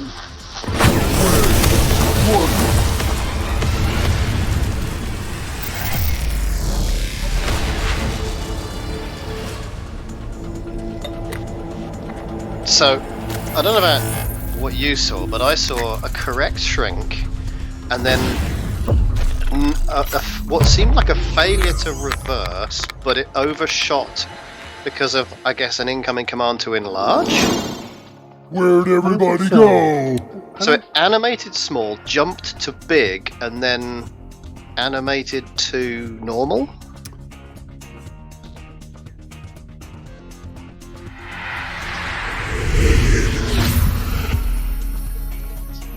I have these reversed.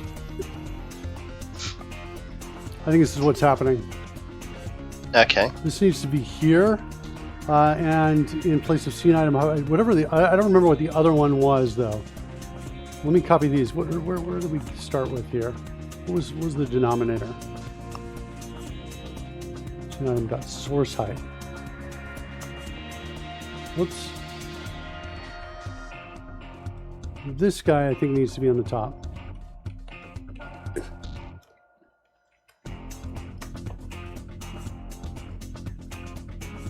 I think that's it. I think that's going to solve it. Yeah, because I think what's happening is its start scale was off. Was incorrectly calculated. I don't believe you had E dot in that 245 line when it was working a minute ago. Still on the clipboard. No. Okay.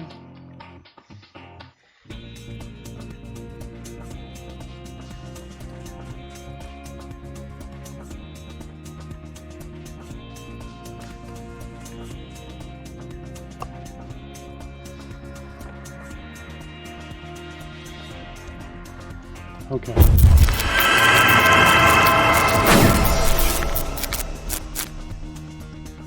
Finally. Ooh. Finally. Hey. Yeah, I know. Isn't that crazy? All right. Again, reduce.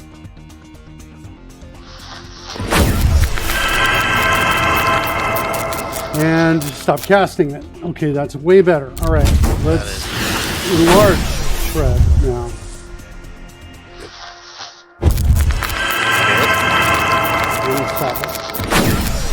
And it down again. Hey! Way better. Up and down, apply and restore, all working, flawless code. Yeah, you know, I think part of what made this challenging is that everything's live on screen at the same time. So yeah. I still have these reversed. I think it's going to be a restart almost before everything works again of OBS is my hunch on that. Maybe, yeah. Because we tried changing things. I've actually brought up the piece for it to try to flip it, and I can't flip it. So I think we've got some state that it's not liking, some state change. Let's go back and try it on me and see what happens.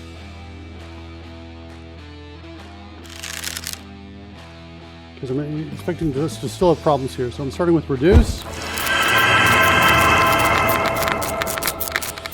This is not working. This is not working because of some data. I need to change this.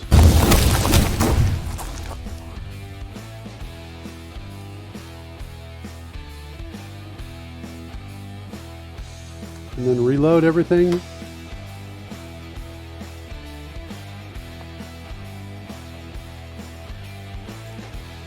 That took way too long, Roy, to find that, to get that to work, I think. It's like, I'm super relieved, but it's like, you know, without any example code or anything like that. All right. It's tricky because the variations, I mean, it's so easy. I mean, it's literally snowblind, right? You see the word height everywhere. You start getting confused between the variations of, and is it the bounds height, and is it this height, the source height? There's so many variations. Same with width. So it's very easy to look at the code and go, oh, well, that's what it should be. It's a 1. All right. Yeah, it's not moving me at all. Why isn't it moving me at all? I think, let's go look at, should we go back and mess with this guy here. Number 2 here. Maybe we mess with this guy. Regain Top hit left, points. stretch to bounds, top left. I think that's what we had for Fred as well. Let me go check and see what I've got on the host page for me.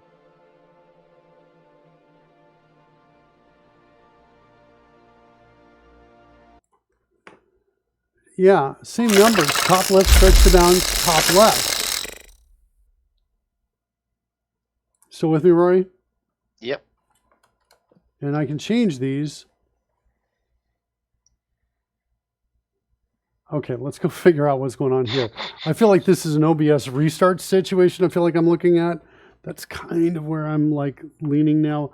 Let's see if we can modify these guys. It's the same settings as we saw before, but as we've already seen, my left and right are not facing the right way. Okay, I'm going to hide this guy. And this one, I just want to verify. Yeah, that's me right down there. So if we change this bounding box, that should all work. So if I go in, am I targeted yet? Okay, I'm targeted now. Reduce, cast. They're changing. It worked. What? What's going on? Yeah, that's just... Oh my God. This is what happened yesterday, I think.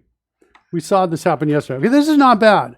I'm like relatively centered this is what you want, in the right right? spot. Yes, is what I want. Yeah. Have I changed code in an hour? Nothing. I made like 2 or 3 changes. That's about it. Okay. How much left here? 29 seconds remaining. Here, we'll just add some time to the clock here. Add a minute. And do I come back? And animated. And I'm about in the right spot. About. It's not bad. But hang on, though. Literally 30 seconds ago, this wasn't working. And all you've done since is bring up the copy of Mark and then send him away again. Well, I've also brought up the edit scene transform dialogue as well. Okay. Which I think may have, changed some data somewhere. I don't know. So optimistically, it gave OBS a kick, and now things are good. We saw this yesterday. I promise you. I feel like we saw this yesterday. I feel we did as well. Yeah. Normally I don't say I promise you because I've said that like 3 times in my life, but I really, really remember a similar experience. You brought it up as well. Pudding says big win. Let's see if enlarge works. Go. Yeah. I'm off. I'm not centered where I want to be. You're not centered. I'm not centered. I am off. But that can be fixed. But in principle, it's working. That's just data. Yeah. I can change it with this number right here. I might change it to like a 48, like that.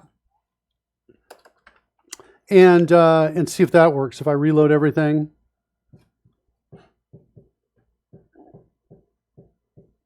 And okay, it looks like I reloaded everything.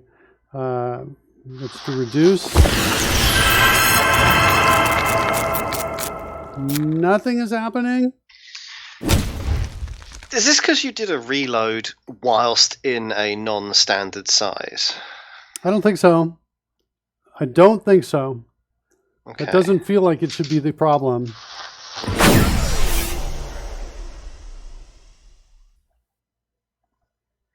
Let's do it in large.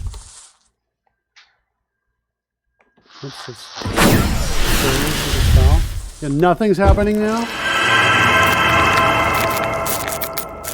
I've been making no changes. Is it really that?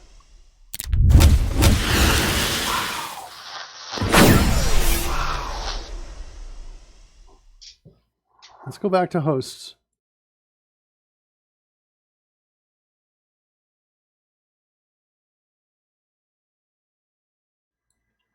Let's bring this back up.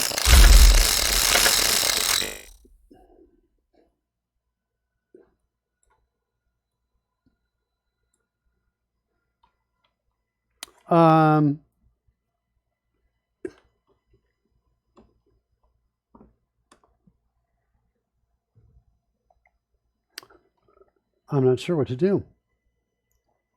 Let's do, I guess we'll do, try casting the spell again.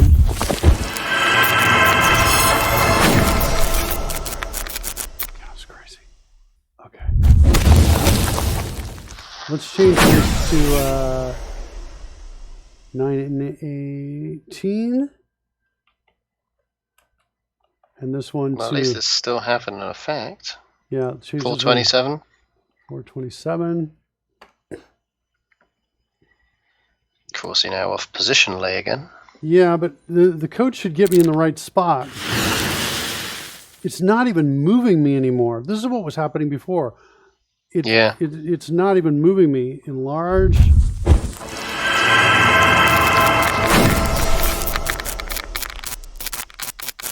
Yeah, this is problematic because we think there's a bug. Coding Gorilla says, does it affect Fred? Has it just stopped working with you? Oh, wait. I know what it is. I know what it is, Roy. Yeah. Thanks, Coding Gorilla. That was the question I needed.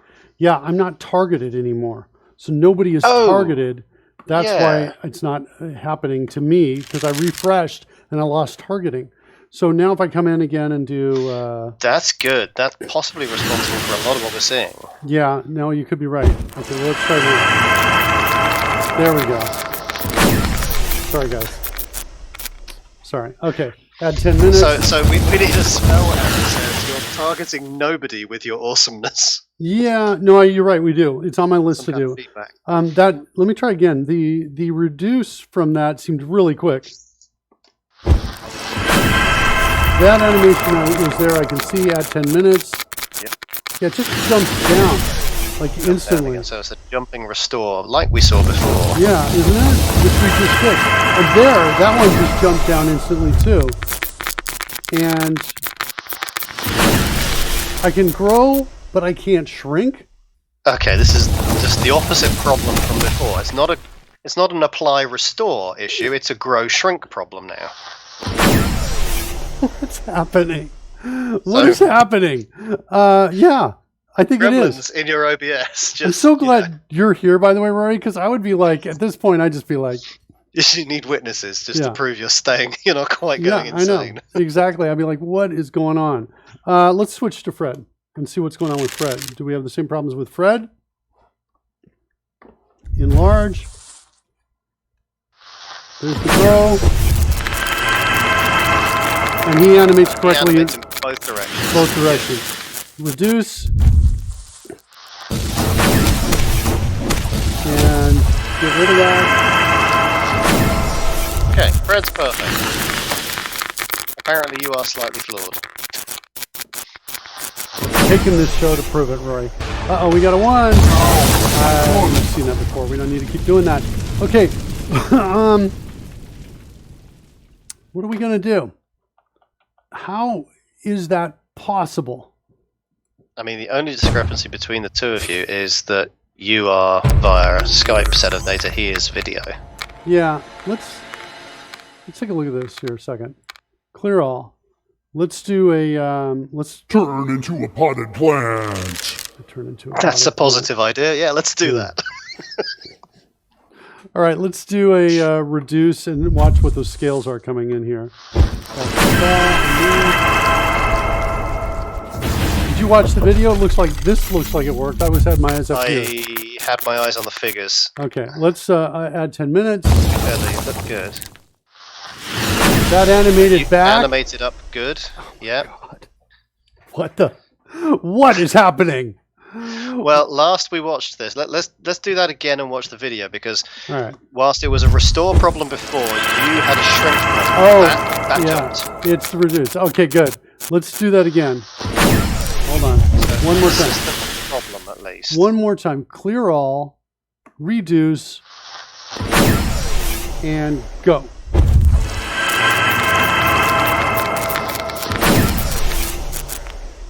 Its starting scale is off. In fact, it's growing is what it's going. See that? So my starting scale is... so it jumps to below where it should be and grows back up to where it should be. Yeah, so the start... Go ahead. Yeah. So your start scale is wrong, but in a different way to last time. Yeah, it is. Let's figure that out. So we felt like we were kind of close. Let's look at that code there. Oh my God, I want to fix this. I just want this good and gone and locked and sealed and never touch it again. That's kind of where I want to go. The start scale. So here's my problem, is the start scale is wrong. Let me add 10 minutes to this. But it's right if you consider it to be Fred. Yes. So we've got to be careful that we fix you whilst not breaking him. I'm so glad you said that, Roy, because yes, I was about to just barrel through and run it and then say, okay, we did it. We're done. Okay, so the bounce height seems to be wrong. The problem I have is I don't remember. Is this me or not? Let's see what happens. Yes, it's me. Sweet. Okay, so we still know this is me. Would be nice if it said the item name or something like that. But this is me right here. My bounding box size is, the height is 427. The source height is going to be coming from here. It's going to be 427 as well. Okay, but if I shrink, we should see this drop down. So let's try reduce on me.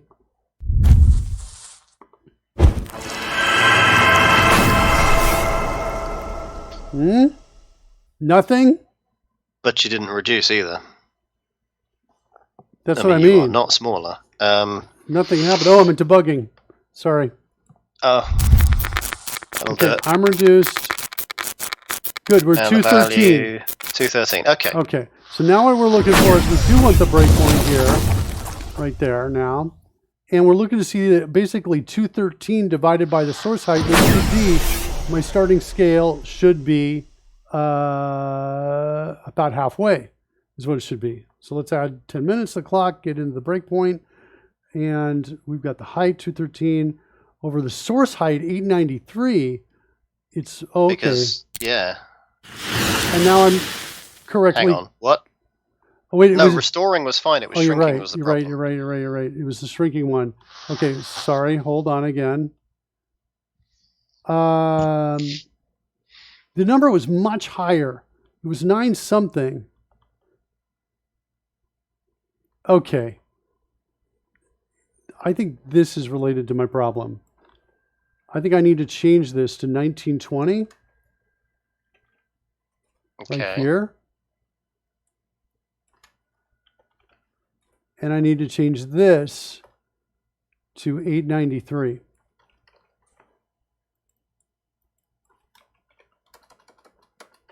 Okay, I think I need to do that. Let's reload everything. Don't forget to target me.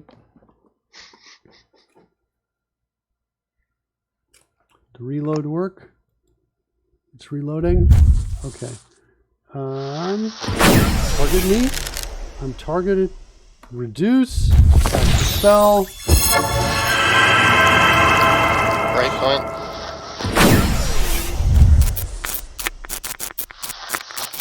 All right, that failed because the breakpoint.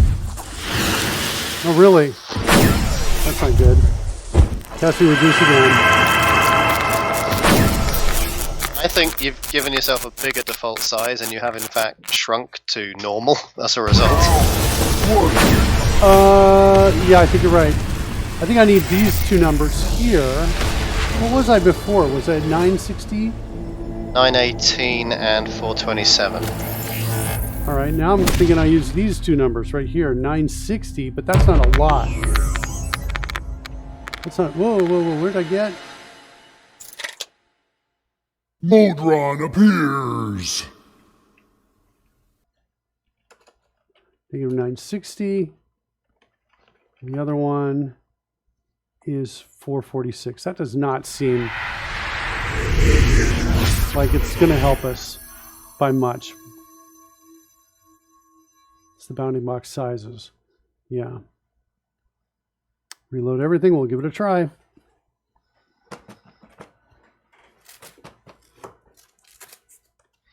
That's because your current bounding box size is X% smaller than the larger value you picked. I don't know that it's a good base value for where you need to be. So as far as the system's concerned, you're currently shrunken. Well, I just reloaded everything, so Oh, okay. system doesn't care anymore now. And it shouldn't matter where I am at. These numbers determine what my 100%, That's true. 100% Yes, okay. scale is. So that should be good. Let's try it. Reduce. It just jumps immediately to it. All right, at least we're like consistent there. Let's go figure out why it's jumping, what our math problem is. Let's get out of here. And we come back to here. So at least this is all good here. Those numbers, at least the restore, are good. Why does it fail on the way in? So we do want the breakpoint right here on the way in. Reduce, go. So my height is 446. My source height is 893. I feel like you want to capture that line, even if it's just in a comment. And this is the version that works for Fred. If we're about to start modifying, potentially breaking Fred. Yeah, I'm not thinking we want to do it. I actually think that the key is in here, is what I'm thinking. Oh, okay. Here's what I'm thinking. Let me get out of here. Let me go up. I'm wondering what happens if I do this and put that there and take that and put it here. Does it change my image on screen at all? It does not appear to. Doesn't seem to. Because we've got stretch to bounds. Okay. So now I'm thinking we got a shot at this working. Let's try it. Cast spell. Reduce. Oh, still. I did see some animation here though, but it was hard to see what it was. Minutes. Yeah, I almost want to close this. I'm wondering, is it got these here? Does it know these changes are here? What if I do this? 6. Change it back to 7. See, that's having an effect. So yeah. So I guess these settings are being set. It's weird though that when I do this, it's an instant change down. Let's go back to Fred. Still got a problem with Fred? Or Fred's still working rather? Fred's still working. That shrinks correctly.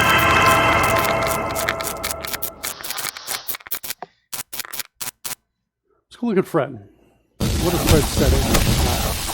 Give me a second, I'll be right back.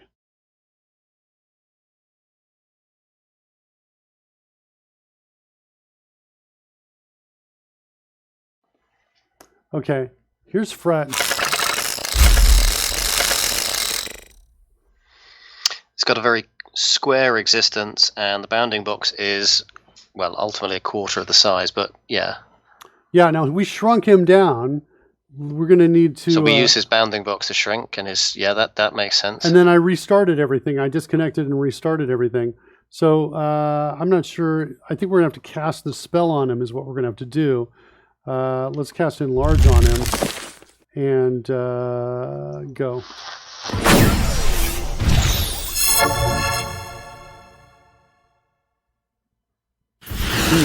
It says it was dispelled, but I think that's a distinction between high-level data and low-level data.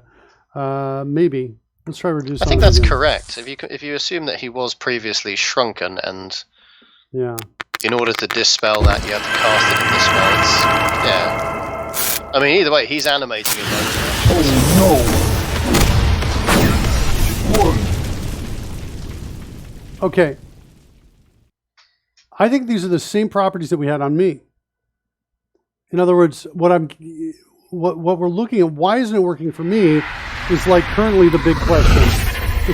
Why don't you screen capture the settings, slam them in the code? Oh, we've already got some.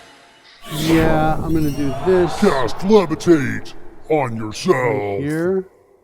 So there's Fred. And then we're going to come over here. Say Merkin like that. Let's go get that one. I'll be back in a second.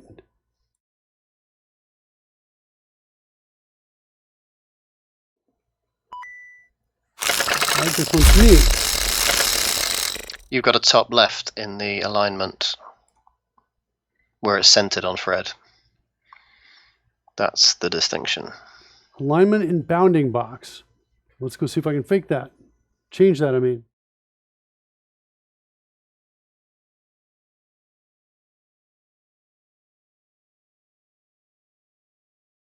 Sorry, it looks like I forgot it was already there on the screen. There we go. The top left, stretch to bound center. It's now centered. Okay.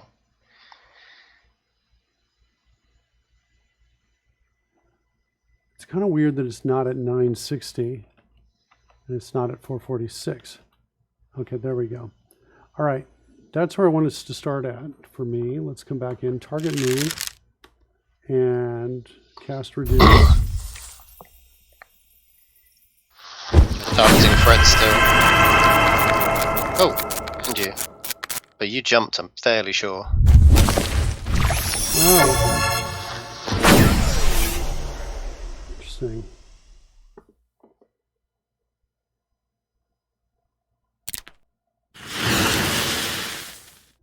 All right, let's target only me. By the way, there's something really weird that just happened. Notice Fred grew and then I grew. Yeah. It's this animation is like blocking the main thread. It's doing one at a time instead of both at the same time. Okay. We got to figure out why that's happening. That's another issue. I thought we'd be on to that by now. Let's try reduce again on me.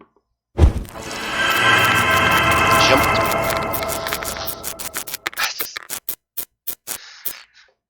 Arg. Every other thing is the same, right? If we go back and do the animation to get out of here, right? We get here, we're like, we can go look at the code too, but I guess these settings are the same. Top left, stretch to bound center. Mm-hmm. They are 960. Each of your bounding boxes are the same as your sizes. Yes. Which Exactly. is what we expect. Let's go see what's going on with Fred. Does Fred in the I mean, the only thing spreadsheet? that's slightly weird is that Fred has got a negative position issue. Is that at all? You've got a positive X and Y for your position. He's got a negative, I think, X in his OBS settings. I mean, it's nothing, and why that should be an issue. No, that's because he's off to the left. He is fractionally off. Yeah, Okay. he's off to the side. Yeah, he's off. Yeah. But as far as these settings go, yeah, I mean, we've got zeros across the board at the bottom. Your bounding box size is equivalent to your size. You've got top left, stretch to bounds, and center. Rotation 0. Positions that suit your positions.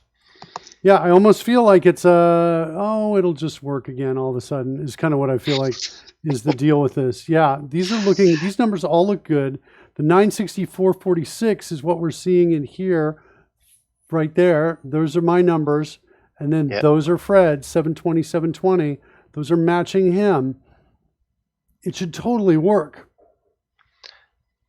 Let's go look at the Show us the spreadsheet again one more time. I want to go look at the output debug window here, and then let's go look at the data. Spreadsheet. See? I now don't think it's in the data here anymore. Fred has got a negative in his video. Sorry, you've got a negative on your 960. Fred does not on his video width. Yeah, that could be it. Let's go after it. We're hunting it. I'm just going to do this too, because this is sending out the scale still. Right? So if I come in and say reduce on myself, we'll see what happens with the animation.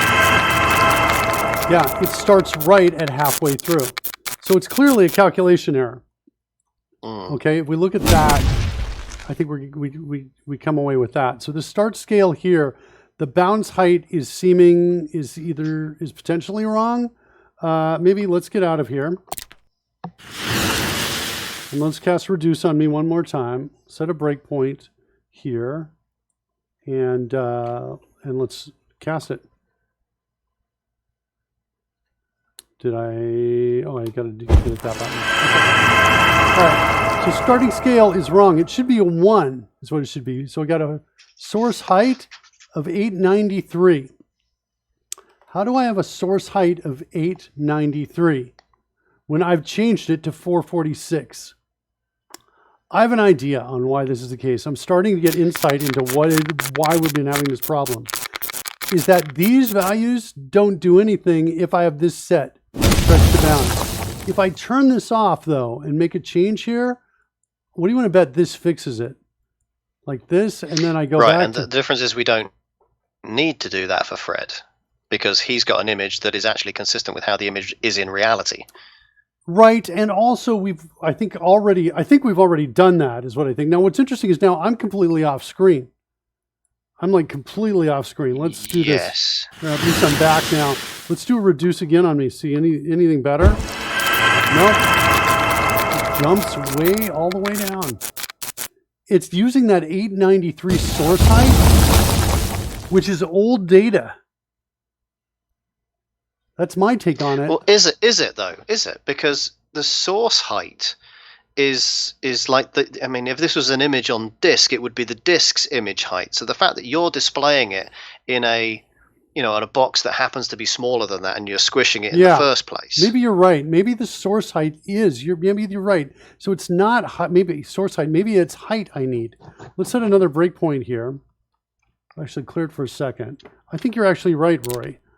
I like your version better than mine. Mine is cynical, and I sound like an old man. And you sound like a young, brilliant kid. Let's see, height. Yeah. It's height, Rory. I told you. Why don't you ever listen to me? I should have listened to you. Sorry about that. All right, let's try that. And we run it. Oh! Oh, we're geniuses. Rory, you totally saved the day, buddy. You saved the day. And before you left, how good is that? All right, going back. All right, one more time. Enlarge, go. Good. End that spell. Good. Now let's make it faster. Fine. I mean, I think he'll be fine because his height is the same as his source height. Yes. Reduce, Fred, go. Okay, and then, yeah, I'm assuming Fred's doing well. Okay, Here we go. Now I want to, let's see if we can get it smoother.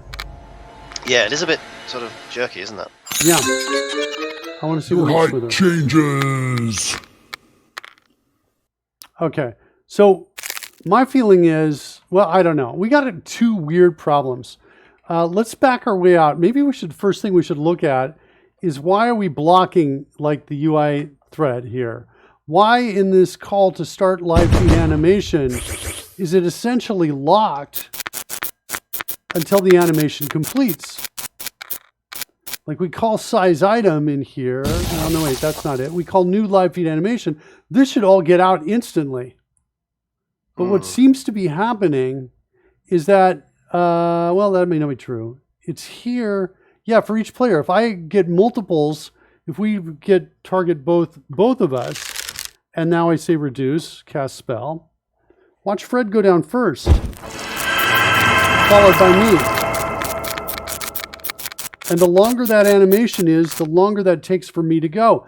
When all we're doing, let's see, we're getting in here, request live video feed size. So if you imagine that across the course of a second, we call this 10 times, imagine. The first of these should reduce you by 10%, but it should reduce each of you by 10%. And then the next iteration should reduce you to 20%. Yes. Because it would, an extra piece. But it shouldn't do all the way Fred and then start on yourself. Yeah, it does not make any sense. We're just creating timers and leaving. That's the thing that I don't understand. Now, we've probably got a thread lock in here because this is being triggered. It's being triggered by a C# script evaluation. So there's a script that says go, but still it doesn't make sense to me. If I go in and say OBS Manager animate live feed, and here I'm just checking to see all the parts. Fred's actually got multiple parts, so if Fred goes to a rage, that should also be working. I haven't tested that yet, but let's figure that out. Fred, send Fred to a wild surge rage. That's not good. Probably because he's off to the side. I think we got to change all of those Fred transforms to match the Fred normal transform. That's what I think we got to do. Let me go try that in a second. I'll be right back.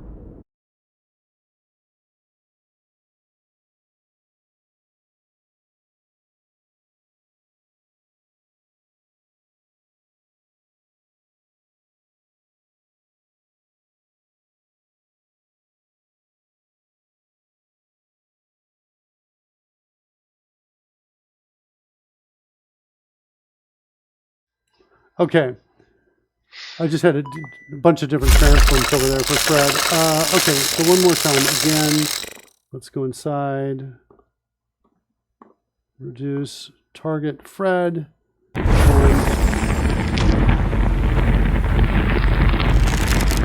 All right, looks like he switched back. And casting. Thought I was targeting him. There we go. Reduce on Fred. There. Now let's go into Rage. And so Fred now, if he goes into Rage, should switch to a small Fred in Rage. Good. There we go. Excellent. Good. So that's as we're expected. Okay. And then if I come in and say, let's dispel, break concentration. Whoa, I just lost Fred. Where's Fred? He's back. Oh, he's back. I didn't even do anything. If I break concentration on that, he should grow back. And then if I add a minute to the clock, he should lose his rage and switch back to a normal size Fred. Okay. Okay. All right, so that's all working. That's still good and all working. Okay. So then the question is back to this, figuring out what's going on. Why is it that when we go to start live feed animation, we come in, we create a new live feed animation why is it we're somehow, we call start, all start does is just start the clock. It just calls timer, where is it? Timer dot start. That's all it does. This method, live feed animation, we should be out of here, right? But for some reason, we are blocked from getting in and calling this again. And I don't understand why we're blocked. Yeah, it's strange, isn't it? I suppose I could do this. I could set a breakpoint here and see what happens. Let's try that. We've got both of us now as targets, it looks like. Reduce. Okay. So we're just going to step through this code right here. Give me one more close. Sorry. Okay. So there it is. There. 1, 2, 3, 4. And we're back. That takes 4 seconds.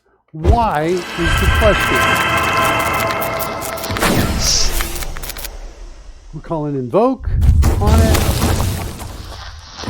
Getting to the event handler. The event handler is here. Animate live feed. Why should that be 4 seconds? This is just a split. That does a whole bunch of them. That shouldn't be. By the way, these I think all work. I think these all, are all working. Well, I don't know. I guess let's set a breakpoint and see what's going on here. Let's go in here. 1. Whoops. So that one goes, and that one goes. These are all the Fred pieces, Fred Arcane Shroud. The other pieces, yeah. They all go instantly. And that one's good.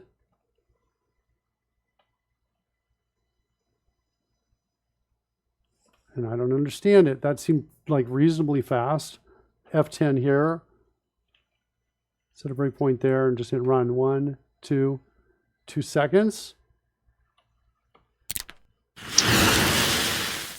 Coding Gorilla says it could be that the WebSocket is serialized, i.e. you're reusing the same socket for everything and it can only do one thing at once. So you're queuing messages. I don't think that maybe, but that doesn't feel like it makes sense. It's the only thing, though, that makes sense so far out of everything. It's the only theory we've got. But take a look at the reason I think that's not, at least at first glance, is we're creating a new live feed animation here. And that just sets up the timer. A timer's got an interval of 75.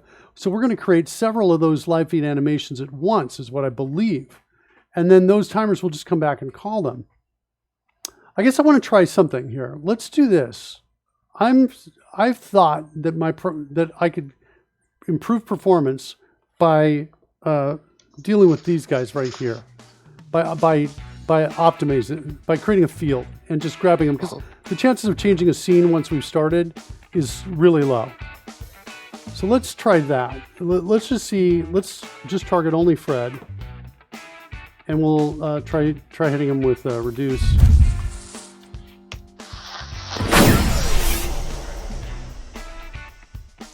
And let's do this.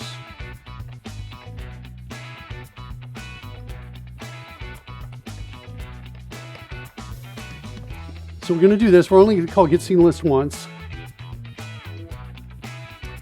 And let's try that as our only change.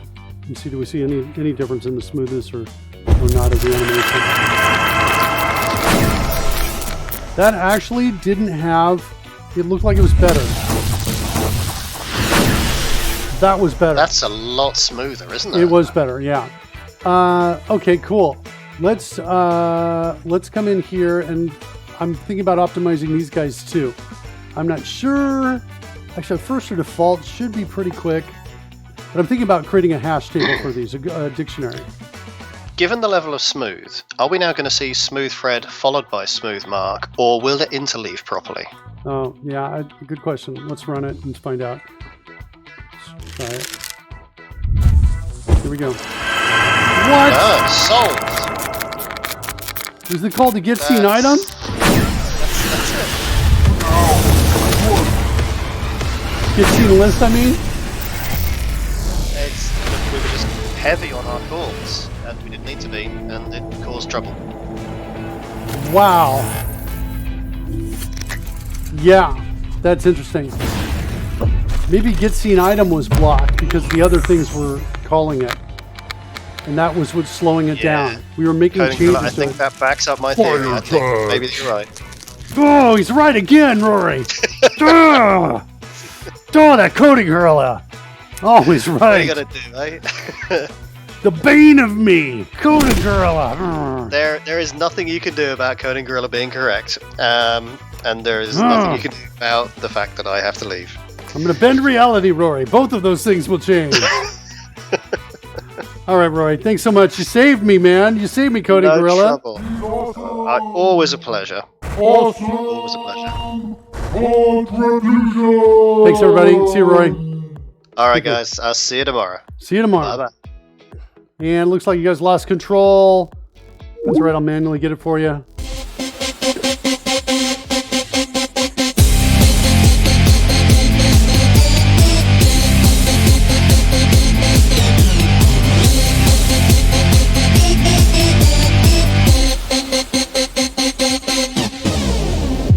What a day. Holy cow, what a day.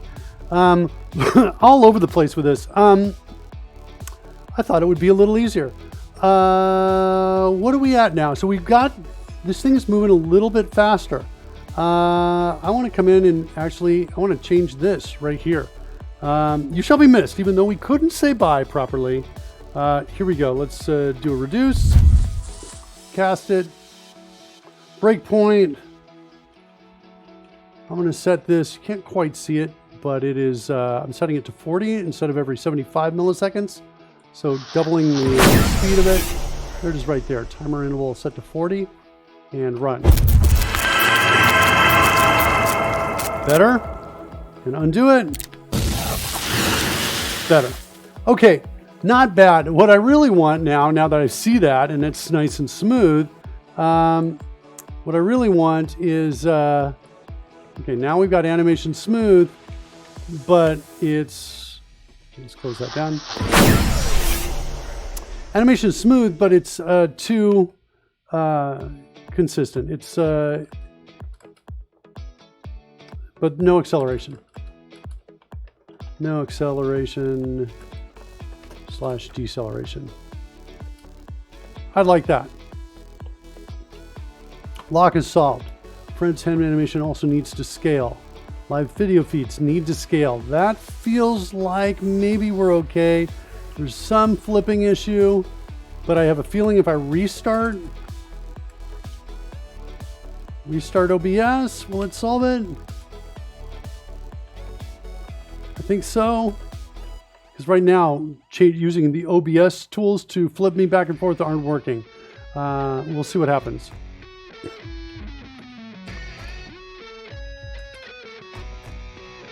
Die needs to scale. So we're down to essentially these three issues right here. Let's look at acceleration, deceleration.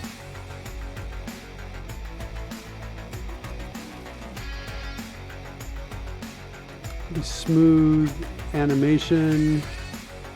Equations. I don't remember how to do this.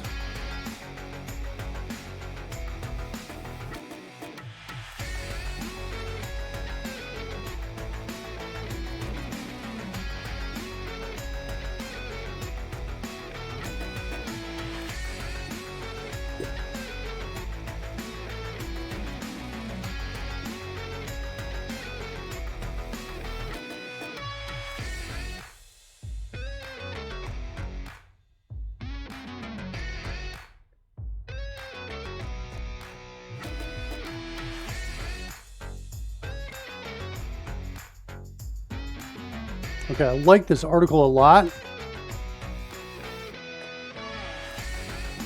I like the graphs, I like the pictures. How awesome. I'm just looking for my equation now. I'm looking for this.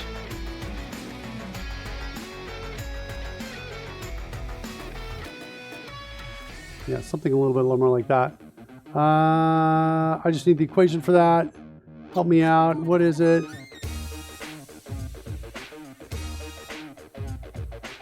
I don't need that. Hold on a second. S curve, maybe? S curve animation equation.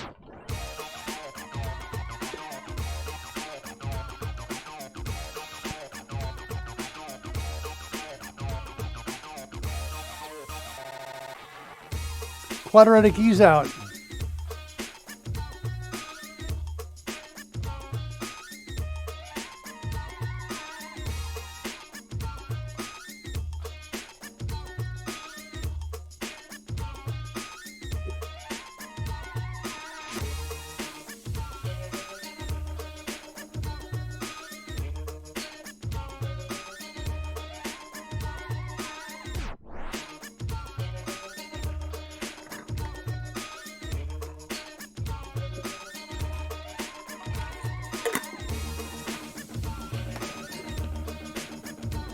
All right, let's see what we get here.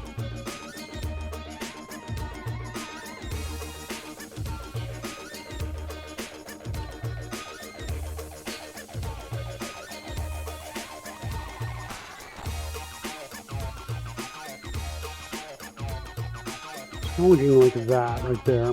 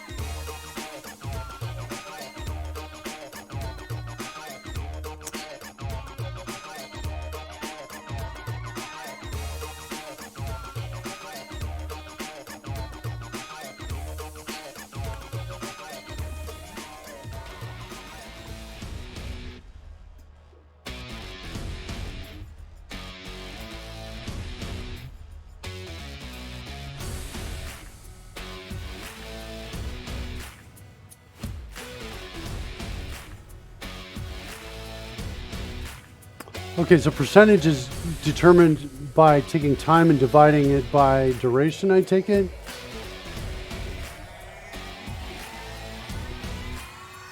Oh, I see. By half of duration. And so if it's here, if it's in the first half, we're going to return this. Otherwise, we're going to decrement it and then return that. I'm not sure why we're decrementing it by 1, though. That seems a little weird.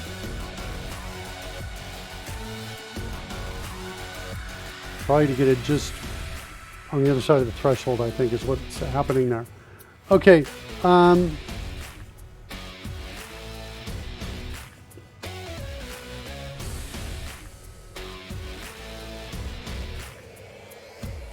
right, so it looks like our call is going to be ease in, and we're passing in our time, which is going to be milliseconds elapsed.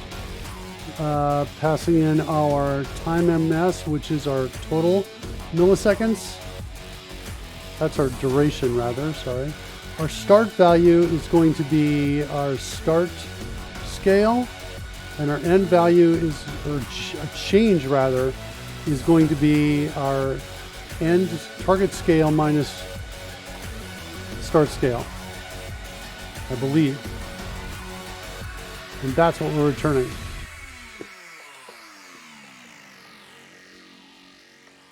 Let's see if that works.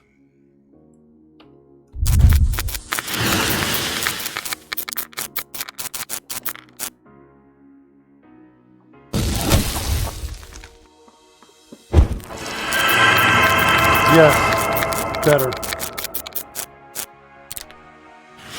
Way better. I love it. Okay, cool. Enlarge. Nice. Enlarge is insane, being this big compared to the other players, which are going to be down here. Absolutely insane. Okay, let's get out of there. Much better, though. Okay, good. Happy about that. That ease in, I'm loving it. I love math. Okay, so we got acceleration and smooth animation. Sweet. Fred's hand animation needs to scale, and the dice need to scale. I'm thinking let's maybe throw, let's do the dice first. I think that's going to be a little more fun to watch. Okay, to get the dice to scale, actually I want to bring up, let me get back over here. Hold on, let's do big fat. Thank you for that right there.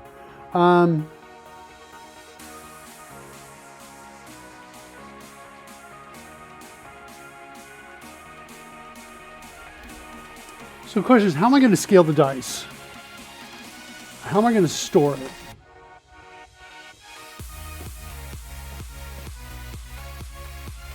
And I'm kind of feeling like it's over here in the enlarge. So here's the enlarge magic, and this is what happens when it's received. And I kind of feel like I want to do something like this. I want to call set, and I want to say something like die scale equal to 2. Like that. And here I want to say set die scale equal to 0.5. Like that.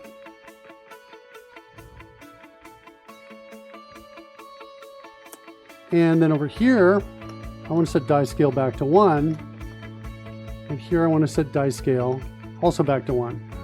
So I think let's start with that. And let's just follow that through and make sure that all works. Somewhere in here, in the core, in expressions, it's not there. I want to be in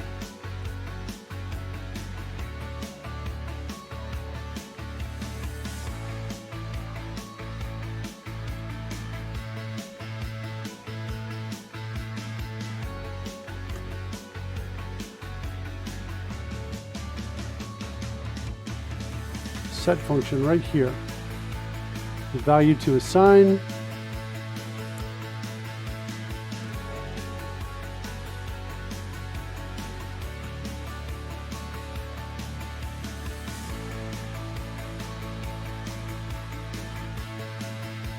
We call set state.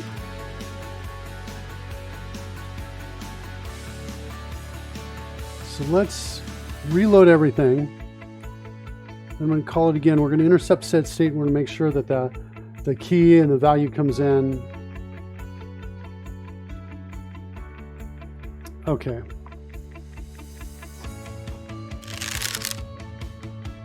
Reduce, cast spell.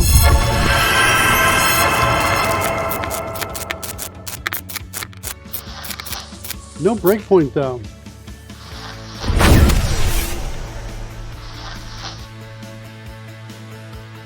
So no breakpoint in set state.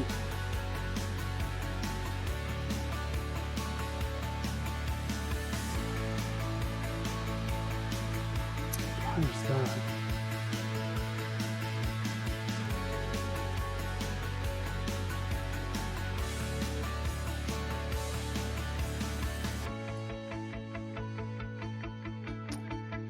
Magic should have been reloaded. Let's go figure out if magic is in fact getting reloaded here.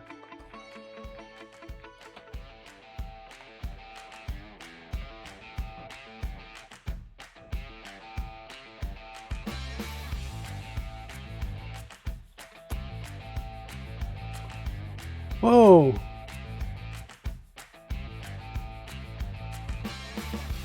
How do we get here now? That's super interesting. We didn't get called here the first time. I think that's maybe an issue with Visual Studio. We should have gotten a breakpoint here. On state change, so we got the state change there, and it's equal to die scale. All right, cool. So that's been set there. I want to set the breakpoint one more time. Let's enlarge and go. Now we're, oh wait, spell slots is 2, die scale is 2. That's what I want to see. Okay, cool.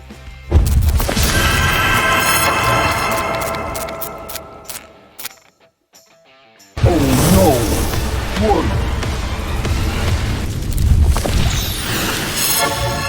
no! All right. Okay, so we're setting that die scale out there.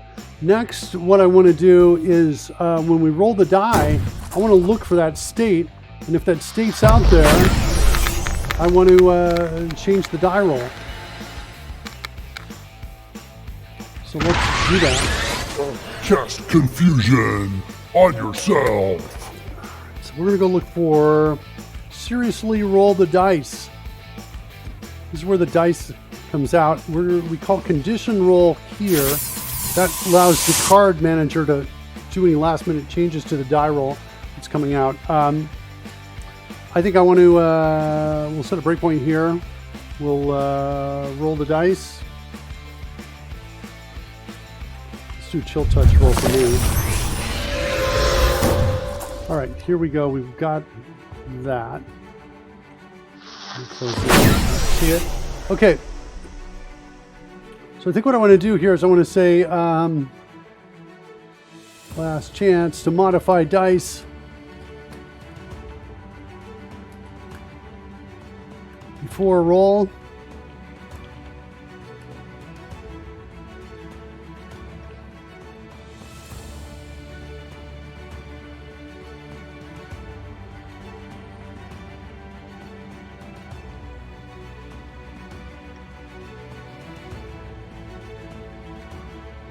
Okay, inside here.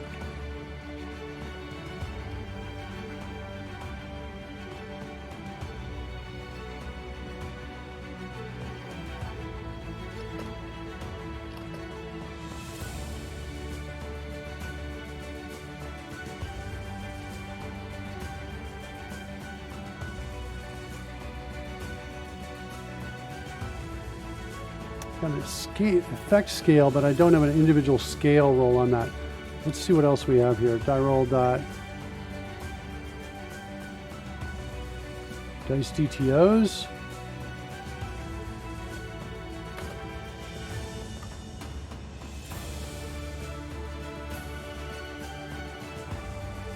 Let's look for creature ID.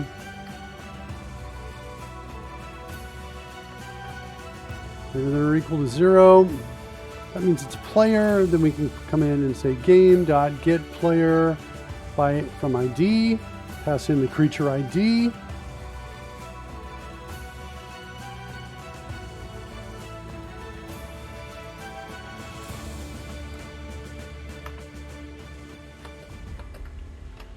that's not null, then we can say player.getState. We're going to ask for die scale.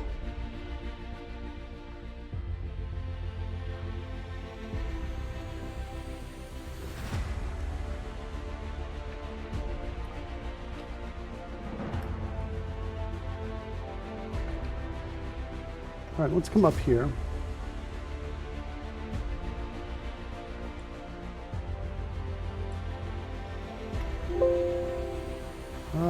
Whoops, no, not there, sorry.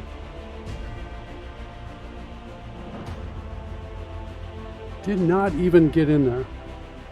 With this particular roll, do we have any dice DTOs? We have 0. Okay. Do we have 1 player? It is true. We do have 1 player. What is the dice roll? What is it? It's in damage, health, extra dice.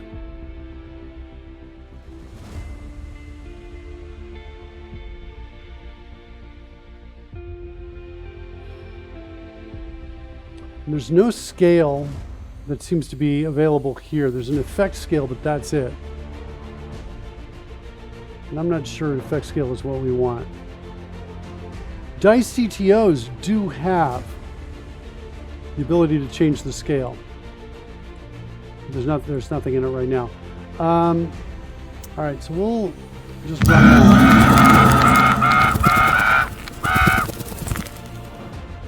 2 plus 8.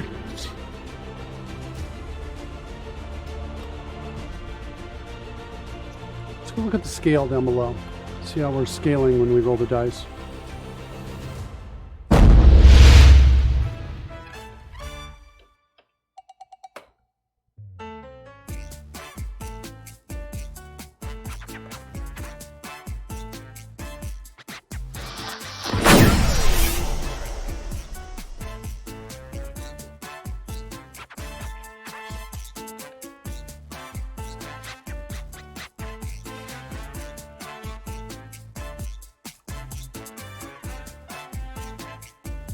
What's going on with the effect scale? Let's just refresh my memory with this. That's for adding effects. Yeah, absolutely not what I care about at all. I think I'm gonna have to add a new property to this. Dice roll data. We're gonna call it dice scale, like that.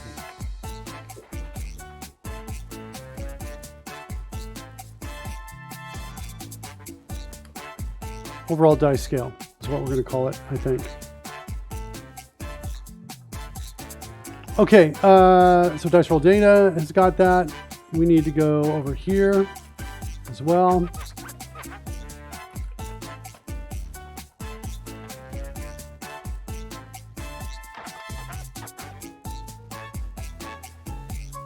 Does this not correspond to a class on the other side?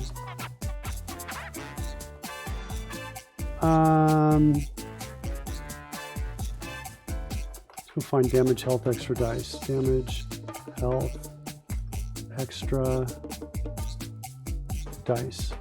It's in dice roll.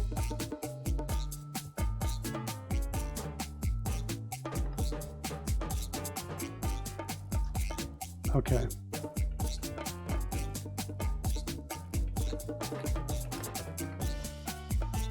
Overall dice scale, set that equal to 1.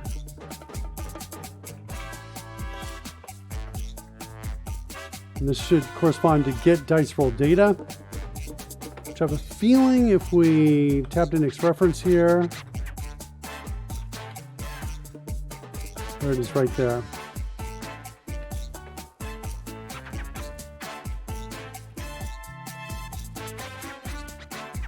So now we've got the overall dice scale coming down.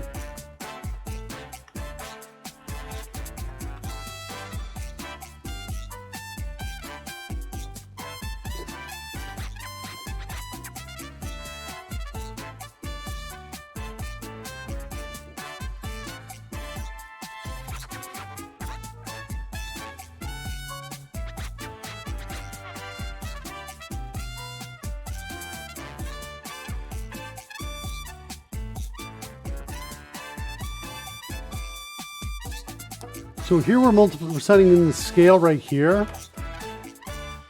I think we want to multiply that by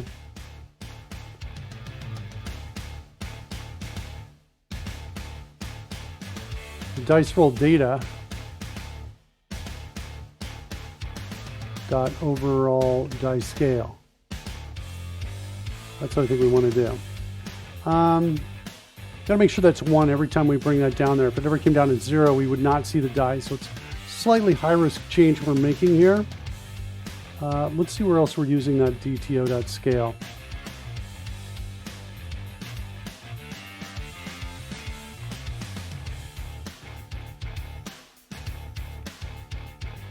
Down here, what's that for? Attach label, same thing.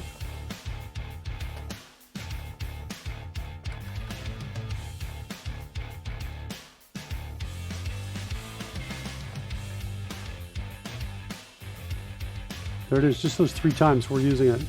1, 2, 3. Okay, so now overall die scale is used for is incorporated into the DTOs. Next, I need to do it in somewhere in please roll dice, I think. Well, it's really in, hold on. It's in create die, I think. Calls to create die.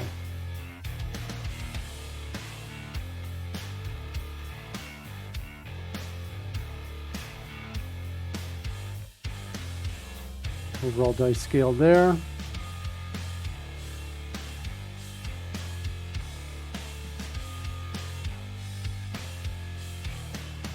What's it called here? Dice roll? I think it's dice roll.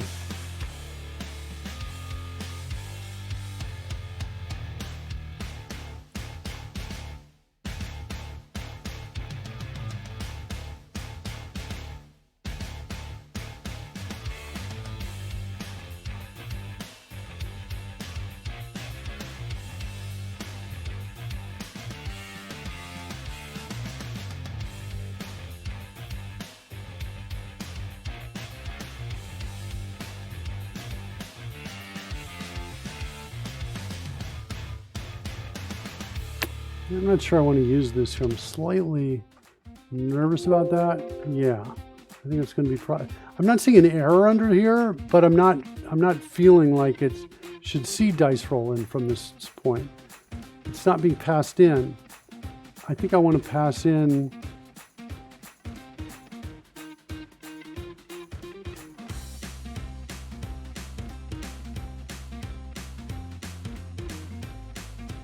I want to pass in the scale.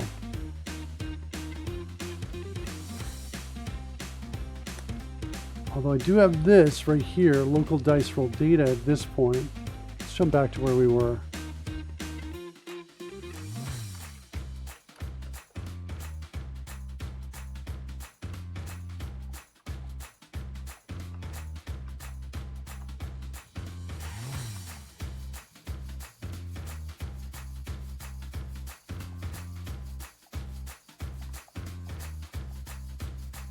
Make sure I'm going to go through here. I want to just make sure we've got every single add dice from DTO.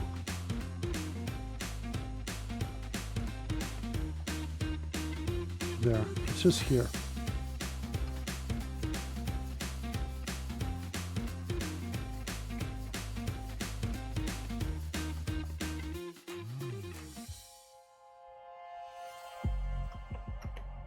Okay, so create die has got that scale in it. We need to make sure that that scale piece is coming in. Yeah, there it is right there. So we need to figure out that scale. I think we're going to pass it in. That's what I think we're going to do. Create die. We need to figure out the scale.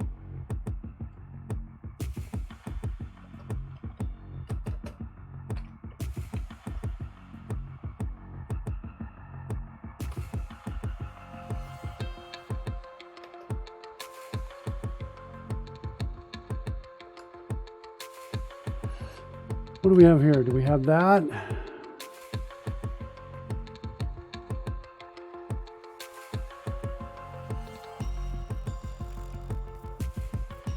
think we don't, which means we need to pass in scale here too. Scale's there. Well, we're going to way out is what we're trying to do here. Let's see if we got any other calls to add die.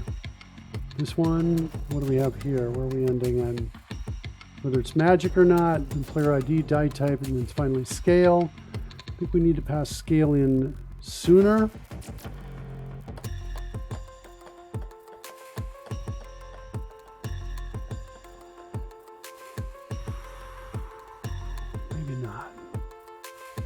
This magic false.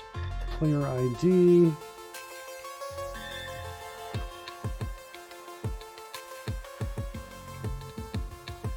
Just going to copy all of these.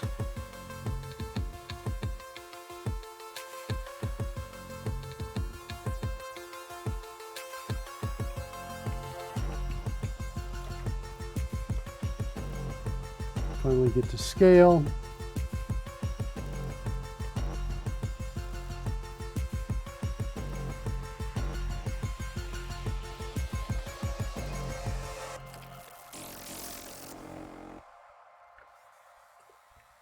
There.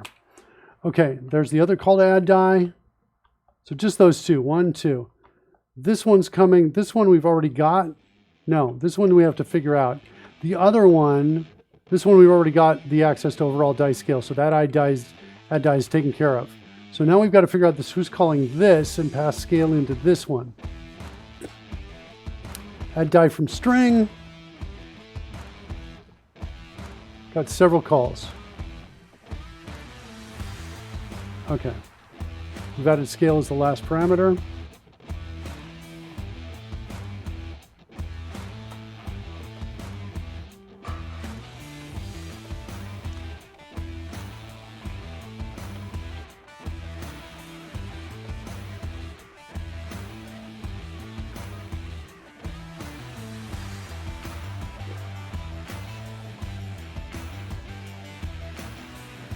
Okay. Add die from stir, got that one.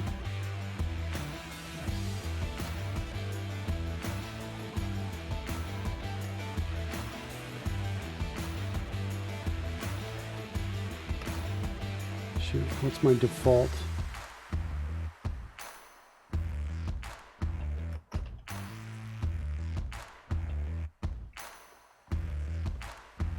Background color, font color is magic. We need to get a couple of those things out here. So we're losing kind of some of the value of the undefined is what I'm looking for, undefined.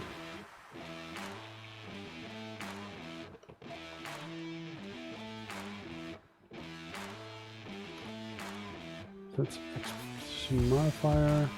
Then we've got undefined, undefined, false, hue 0, and then scale. Okay.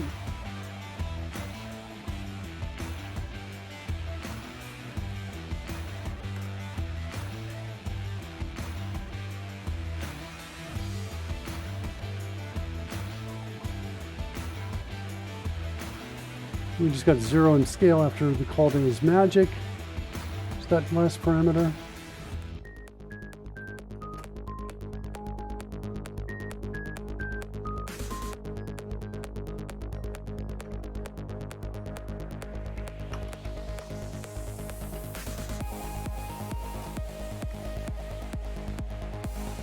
Okay, that one's done.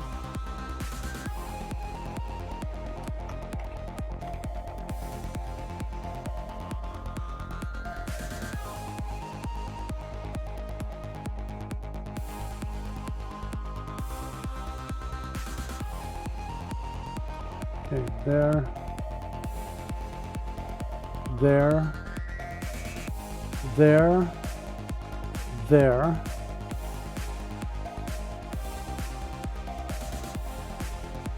How you doing, Karen? In every way? You're perfect in every way, honey? In all the ways that count. Yeah. I'm talking kind of quietly, and you are too, so if anybody thinks I'm talking to you and I just called you honey, it's probably okay. I probably didn't call you that. Okay, dice switch to overall scale. Okay, that's good. I die from stir there. There's my scale.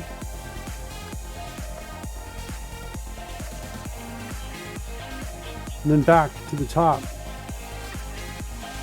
All right, that looks like it's right. Let's get the die roller and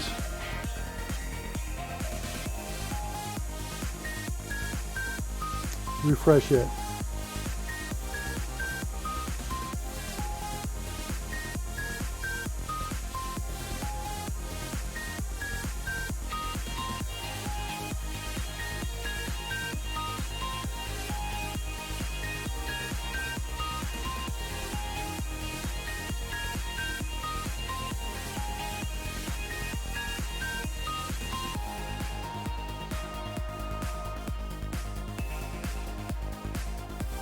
Not setting this anywhere. You definitely need to set that.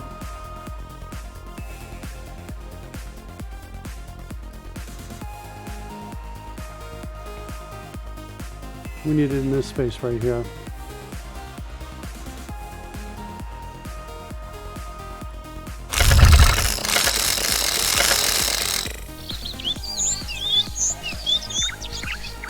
All right, let's do just a baseline kind of roll here.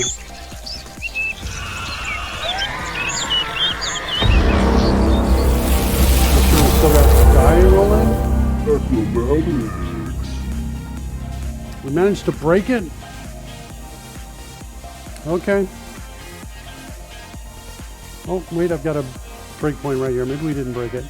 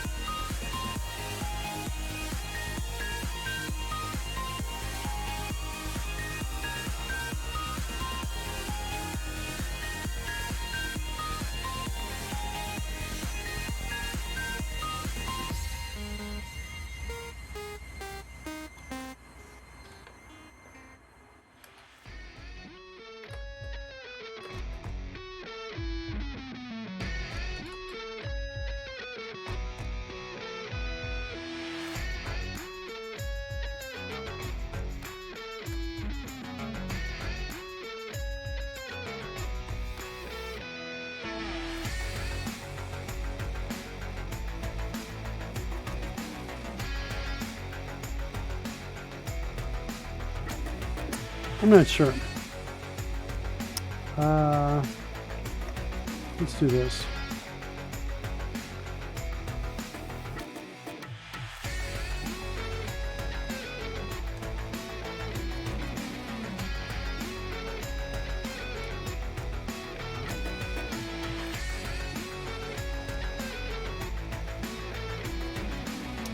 So player is false. We have no dice DTOs. What do we got?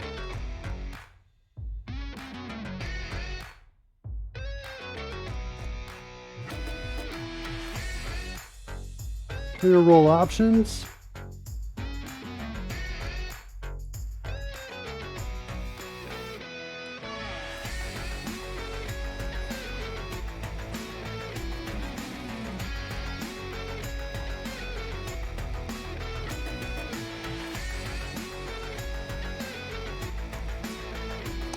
So this is a skill check. So we're rolling a skill check. I've got a threshold. No. Yeah, I'm not really sure how we're going to solve that. The player roll options. We're going to have to maybe change that the way we're sending data down for saving throws. Let's just run it and see if we get any die.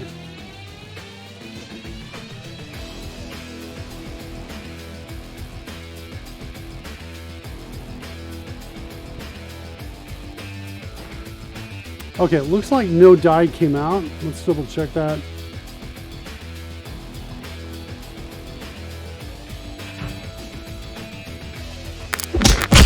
We got some die that time. Why not the other time? Let's go back and look at the other scenario. 59 bludgeoning damage. Acrobatics. I don't know what those are working. Oh, but look at this.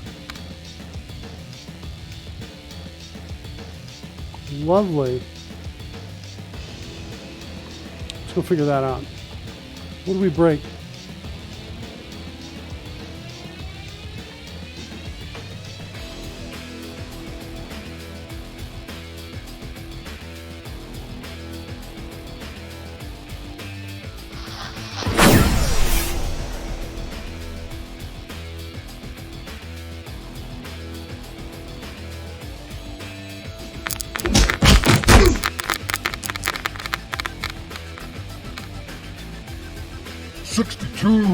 Bludgeoning damage.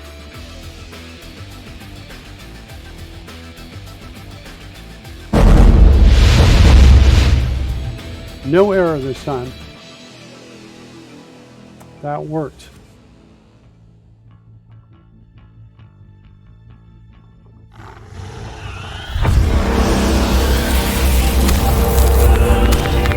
Acrobatics.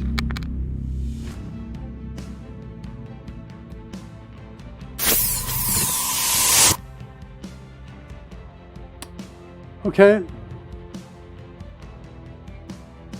All right, so that's our baseline. Set a breakpoint here again. Let's see if we can investigate the dice coming down, see what we can do.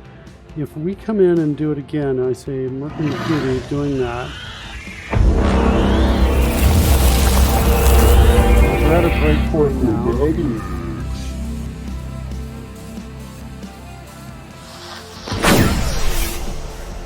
So not one player, no dice TTOs. We've only got player roll options. Ugh.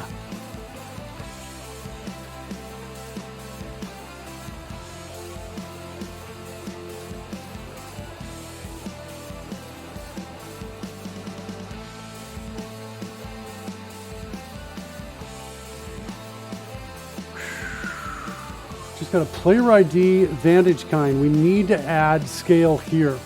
Is what we need to do. I'm going to close this down and we're going to go do that. We have to add scale.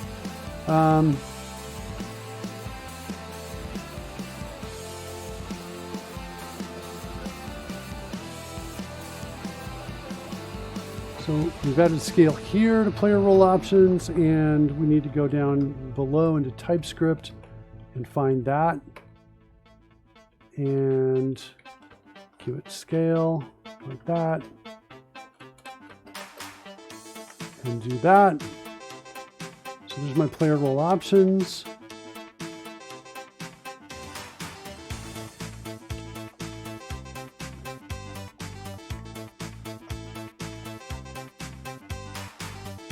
Add die from string. Here we go. So that's going to take that, and then we're going to come in and overall die scale times player role options dot scale. I think what's interesting is we're only doing the first one here. We must have determined it was only one person prior to this.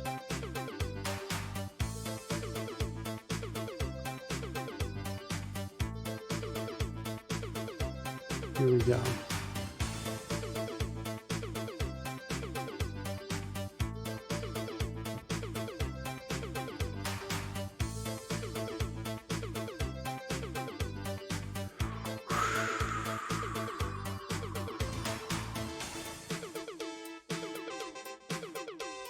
At D100, we're going to want to throw the scale in there. So we need to modify that.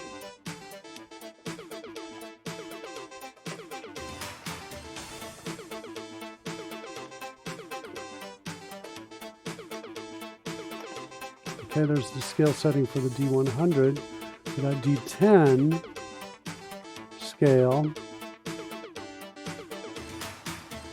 And then this one also needs to be set to that scale.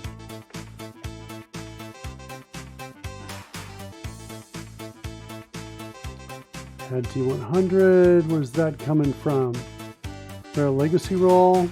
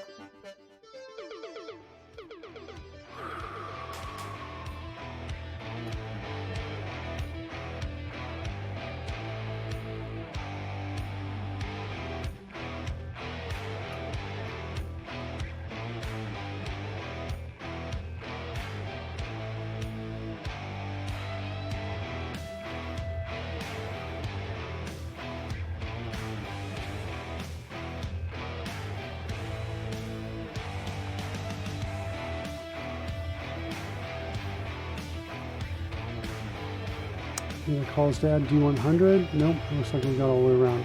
Got them all. Okay.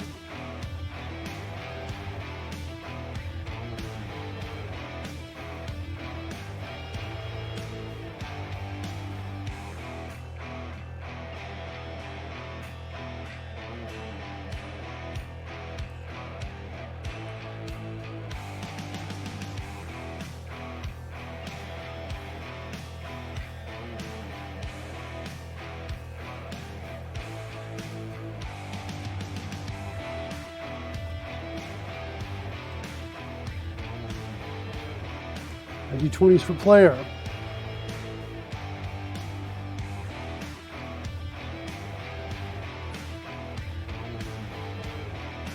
Pass in scale here.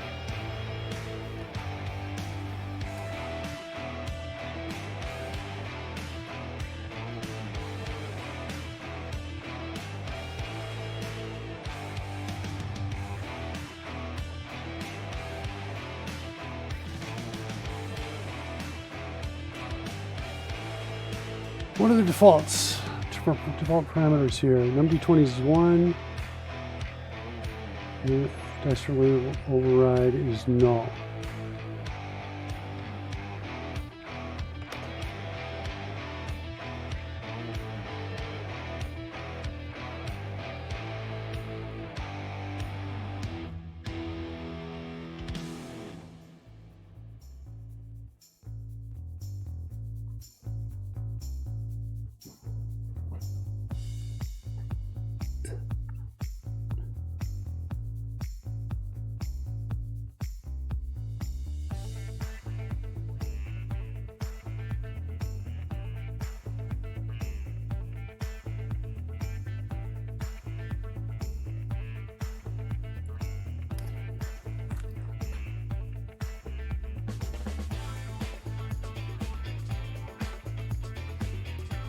I'm not going to worry about this call in initiative just now. I don't think that's something I'm worried about right now. Inspiration only. Similarly, should I worry about this? Do I have access to the data I need? I do.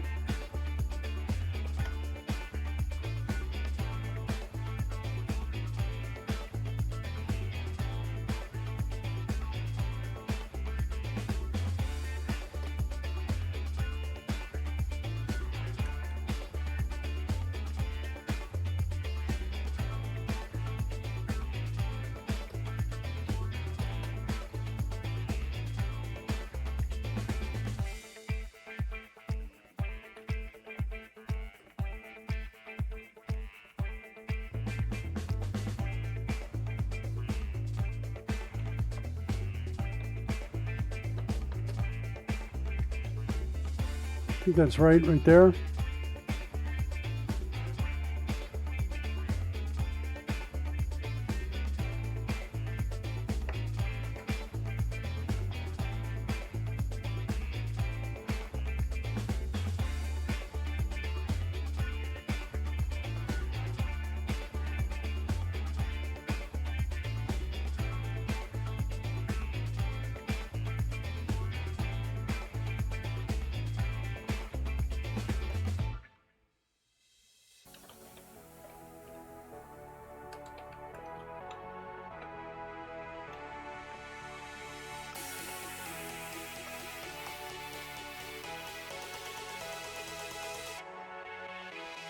Good, and I think we're done with that.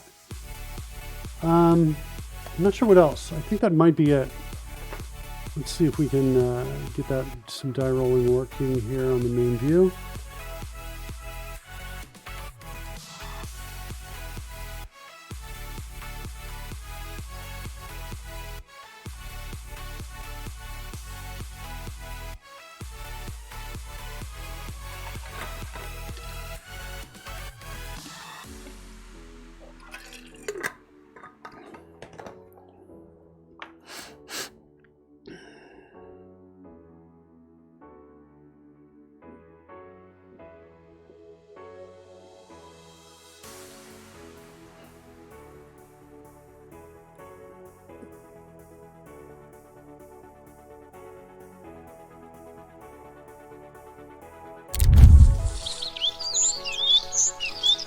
Okay.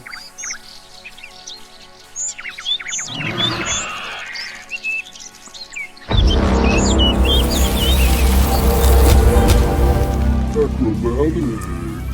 So we'll throw something in there.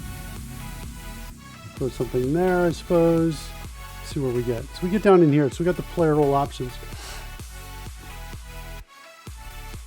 And there's the scale. Good. Your ID.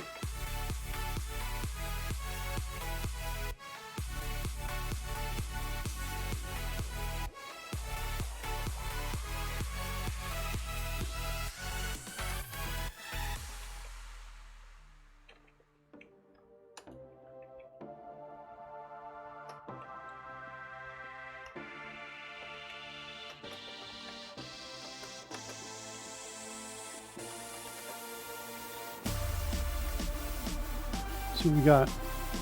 All right, there's player. Found Fred. And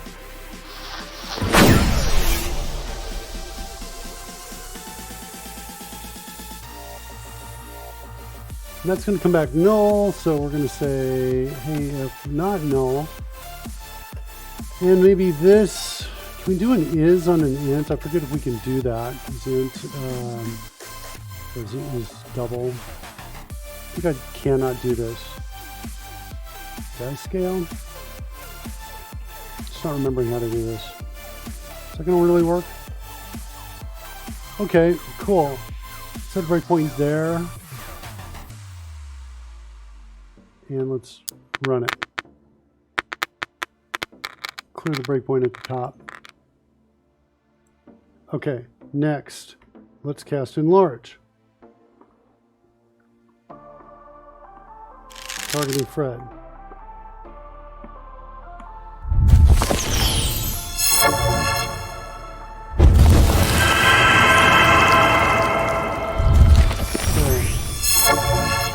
Next, roll the dice again.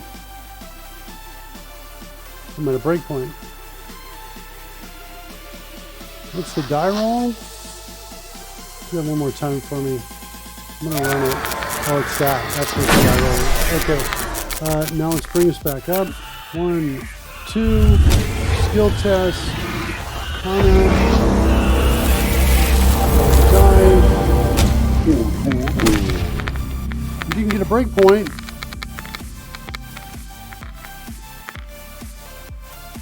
Felt like we should have totally got a breakpoint, like in here. Let's try again before we lose the.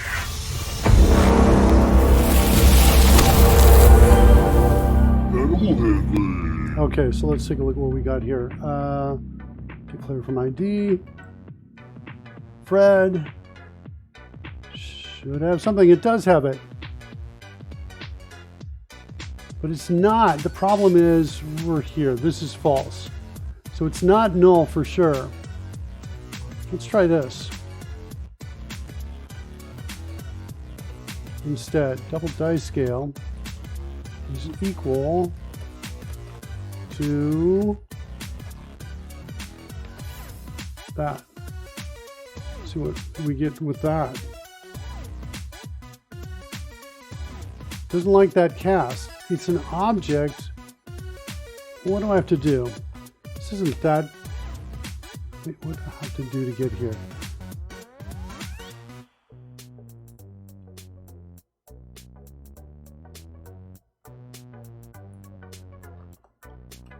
Let's go ask the internet. Converting object. Holding, what is it? What's its type? Its type is object. A double, although it to a double. That's kind of what I want to do. C#. I'm not sure I'll get any hits with this. Convert that to double. Oh, I like that. Let's see if we can do that.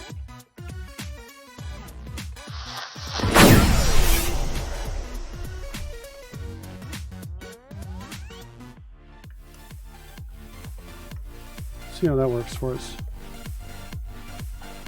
There it is. Sweet. Now that I've got that, now I can come in and say player role options dot scale is equal to die scale, like that. That's what I can do.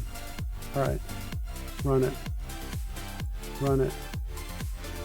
And I don't see the die rolling, but that could have happened because I was in a breakpoint for so long. I might have lost my connection. Is that true? No, I seem to have a connection still. Let's see. Could be something else going on too. Let's try it one more time. It shows I'm still casting it, but that looks like that was kind of a failed piece as well. Yeah, it doesn't impact it. What if I try again? That one?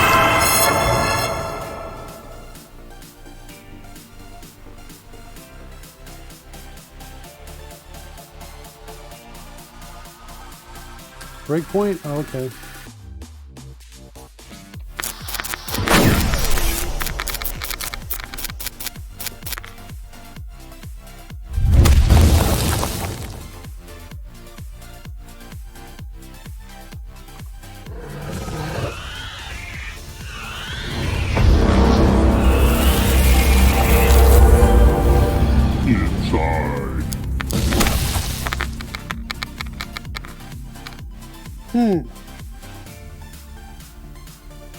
The roll options, I think that's working. Let's try it one more time.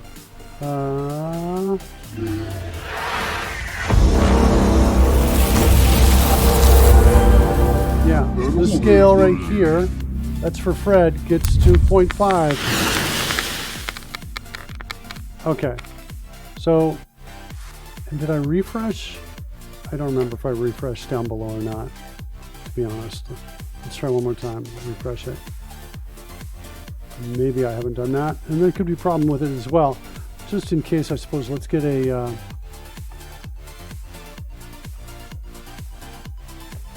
put this up here as well. Okay.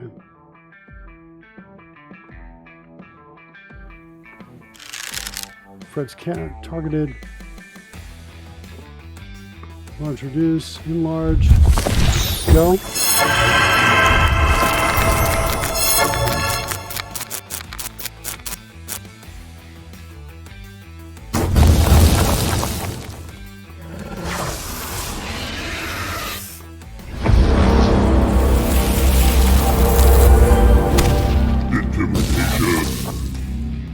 Okay.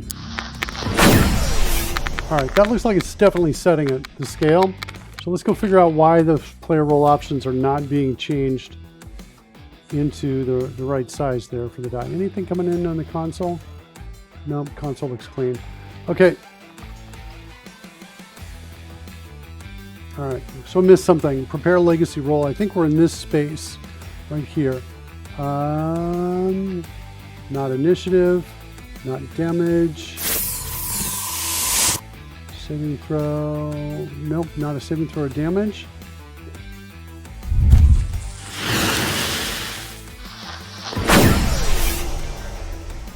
Inspiration. So I think we're down in here. If damage health after dice index of d20 is greater than 0. I think it is. I think we're in this space. We go to add die from string. Overall die scale, player ID. That doesn't make sense to me because there should be more than one player.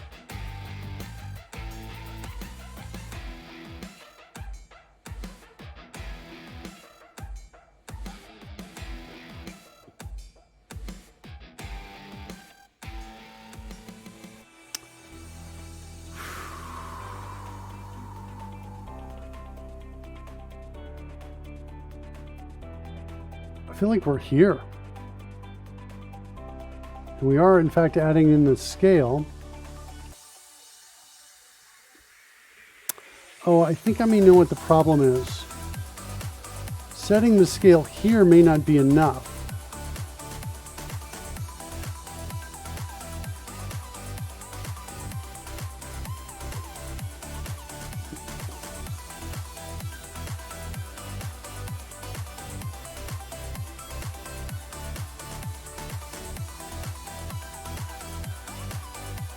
It impacts the special effects.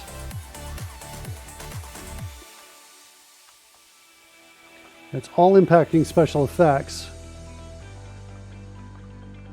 But is it actually impacting the size of the die? So I'm wondering if this is just storage here. That's kind of what I'm leaning towards here, thinking it is.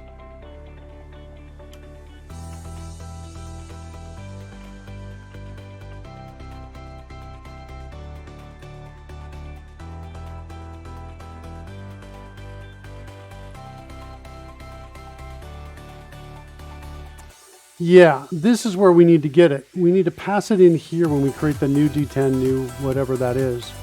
So create die has a scale as a parameter.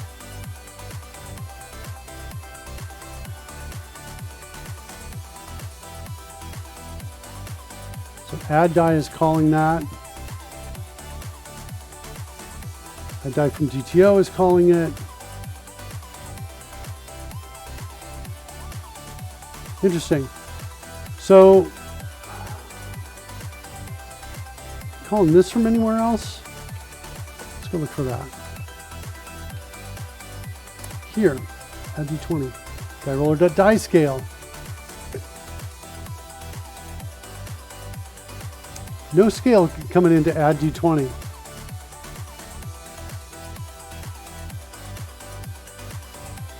Which is called from here. Yeah, we need to pass in scale. Okay.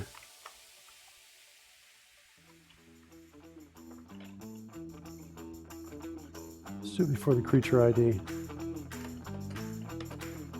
Let's double check, make sure we get this very carefully done.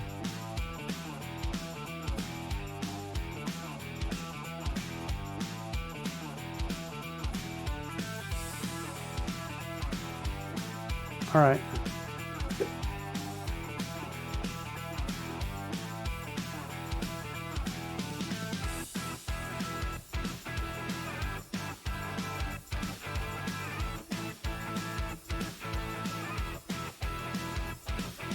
Overall die scale.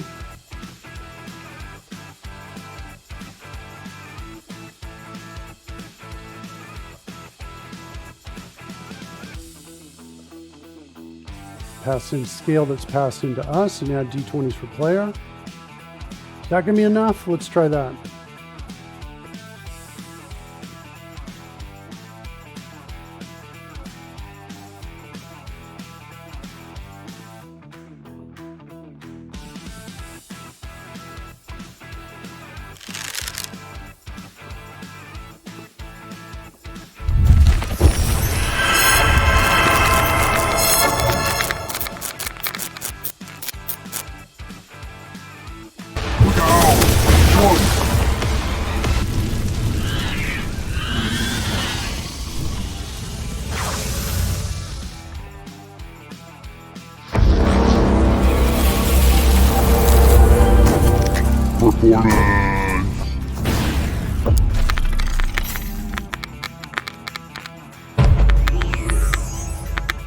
Felt like it should have worked. All right, let's send some data out, see what's going on here. Add D20s for Regain player. that spell slot.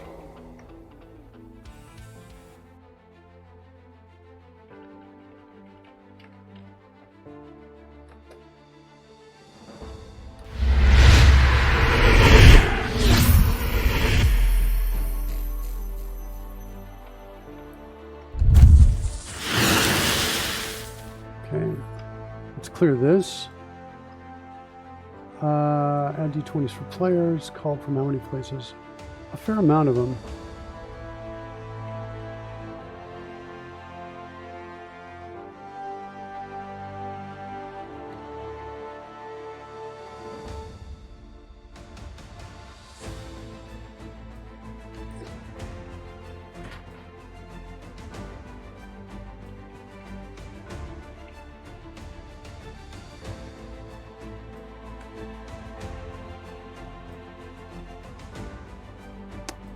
Send out the dice roll data as well, so we can look at that as it comes down.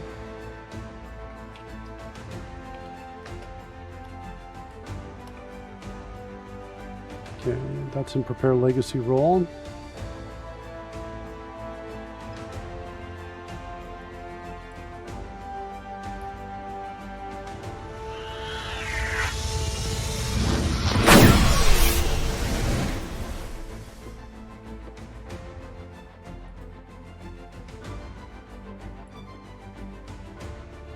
Okay, here we go.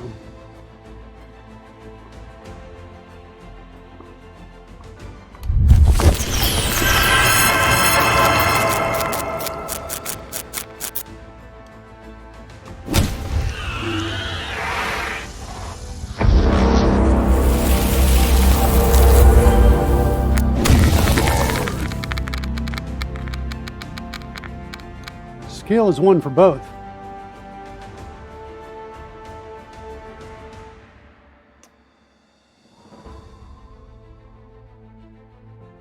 Scale is 1 here for both the player roll options as they come down. So it seems like it's a data problem. The data's not right.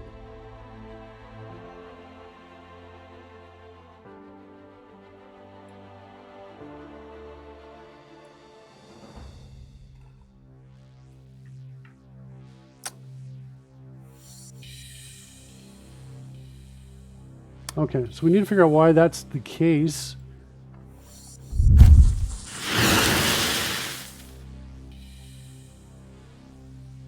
We're clearly setting it there. We set the breakpoint there. I'm pretty sure we hit that.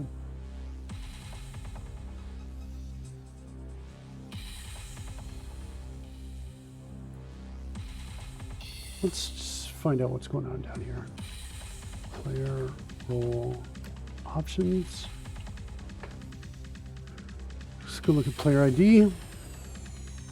That's my problem. Right here.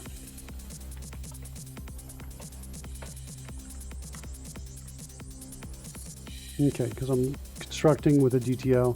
I'm pretty sure that's my issue. That's why it's coming across as 1. Okay, let's try one more time. Refresh. Refresh.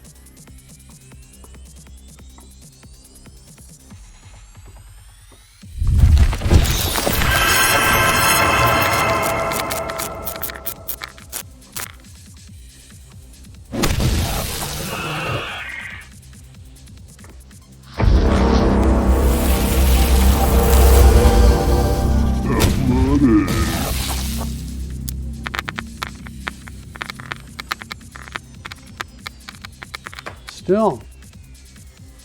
Wait, we got it. No, wait. Yeah, we did get the scale of 2 coming down. Okay, good. So at least the data is okay here. Player role options. Scale is 2. All right, that's what we want. The dice didn't seem to change. Whoa, the effect did, though. Did you see that effect be way much bigger than it? Okay, so that's good. So the effect is right. The die roll is not. I think we're close. We just got to find that die roll in there.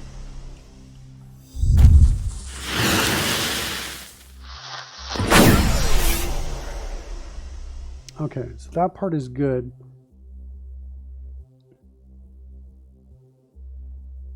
We'll need to set something in here to add similar code to what we've got it down here up there.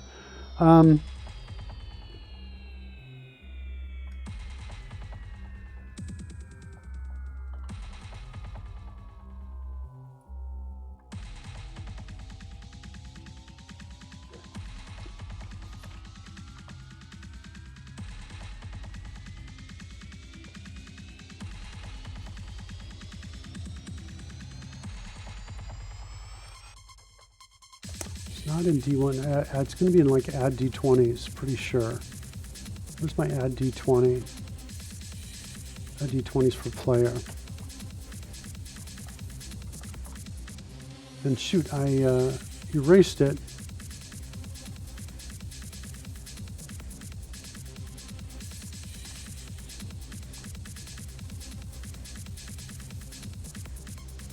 Oh, not using it. That would definitely explain what's going on here.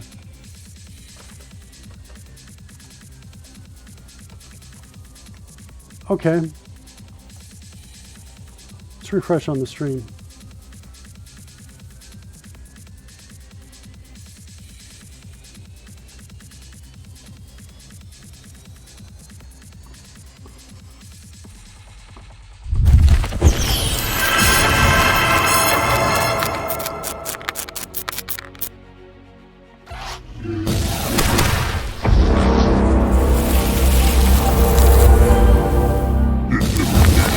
There we go.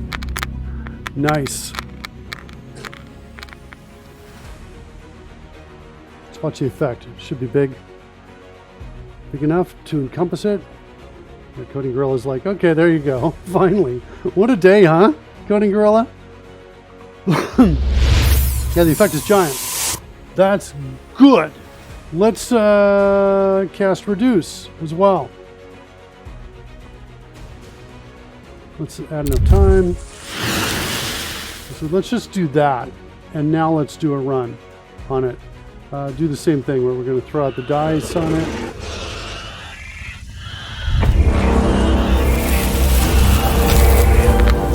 Good. So that's back to normal. And now let's take Fred and... Nat 20 bonus roll. I think the dragon needs to scale up too. Yeah, I'm not sure about that, Coding Gorilla. Not with my luck today. I don't know. I don't know, man. What are we doing here? We're going to do cast one more time. Cast Reduce. See what a 50% reduction in the die size looks like. There we go. Now let's do a roll. I'm not so sure about having those guys double up. Maybe. I guess it's not that hard to do. Or shrink down. Yeah, I think you're right, Coding Gorilla. 14. Okay. It's not bad. There's like the name should be like a little bit closer to it. It's not bad. Not bad. Okay, I think that's it for today. That's what I think. I think we're kind of getting in a better place on this. I do like the smooth transition on the video effects. That feels and looks right to me. So I like that a lot. We still need to figure out what to do. There we go, right there. Enlarge, reduce. We have to figure out the hands. We've got to do that.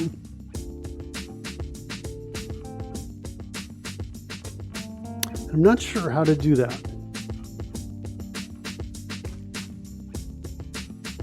I'm not exactly sure if the route that we've taken is actually the right one. One of the things that occurred to me while I was writing this code was, well, instead of storing it with the dice, I could store it in the player. Just have this flat out scale multiplier and then send that down, and then we can say, well, do we have a dice that belongs to a player? If we do, just grab that player's multiplier instead. It would involve kind of undoing the code I just wrote, but it occurred to me as a way to do it. That might be a smarter way to do it. I have to give it some thought. We'll think about it. Let's get a raid going. See who's out there on the live coding team. We can send you to.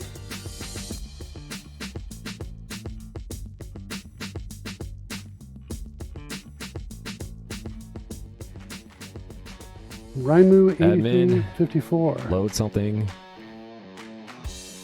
All right. We'll send you over there. All right, kids. Have a good day. We'll see you tomorrow.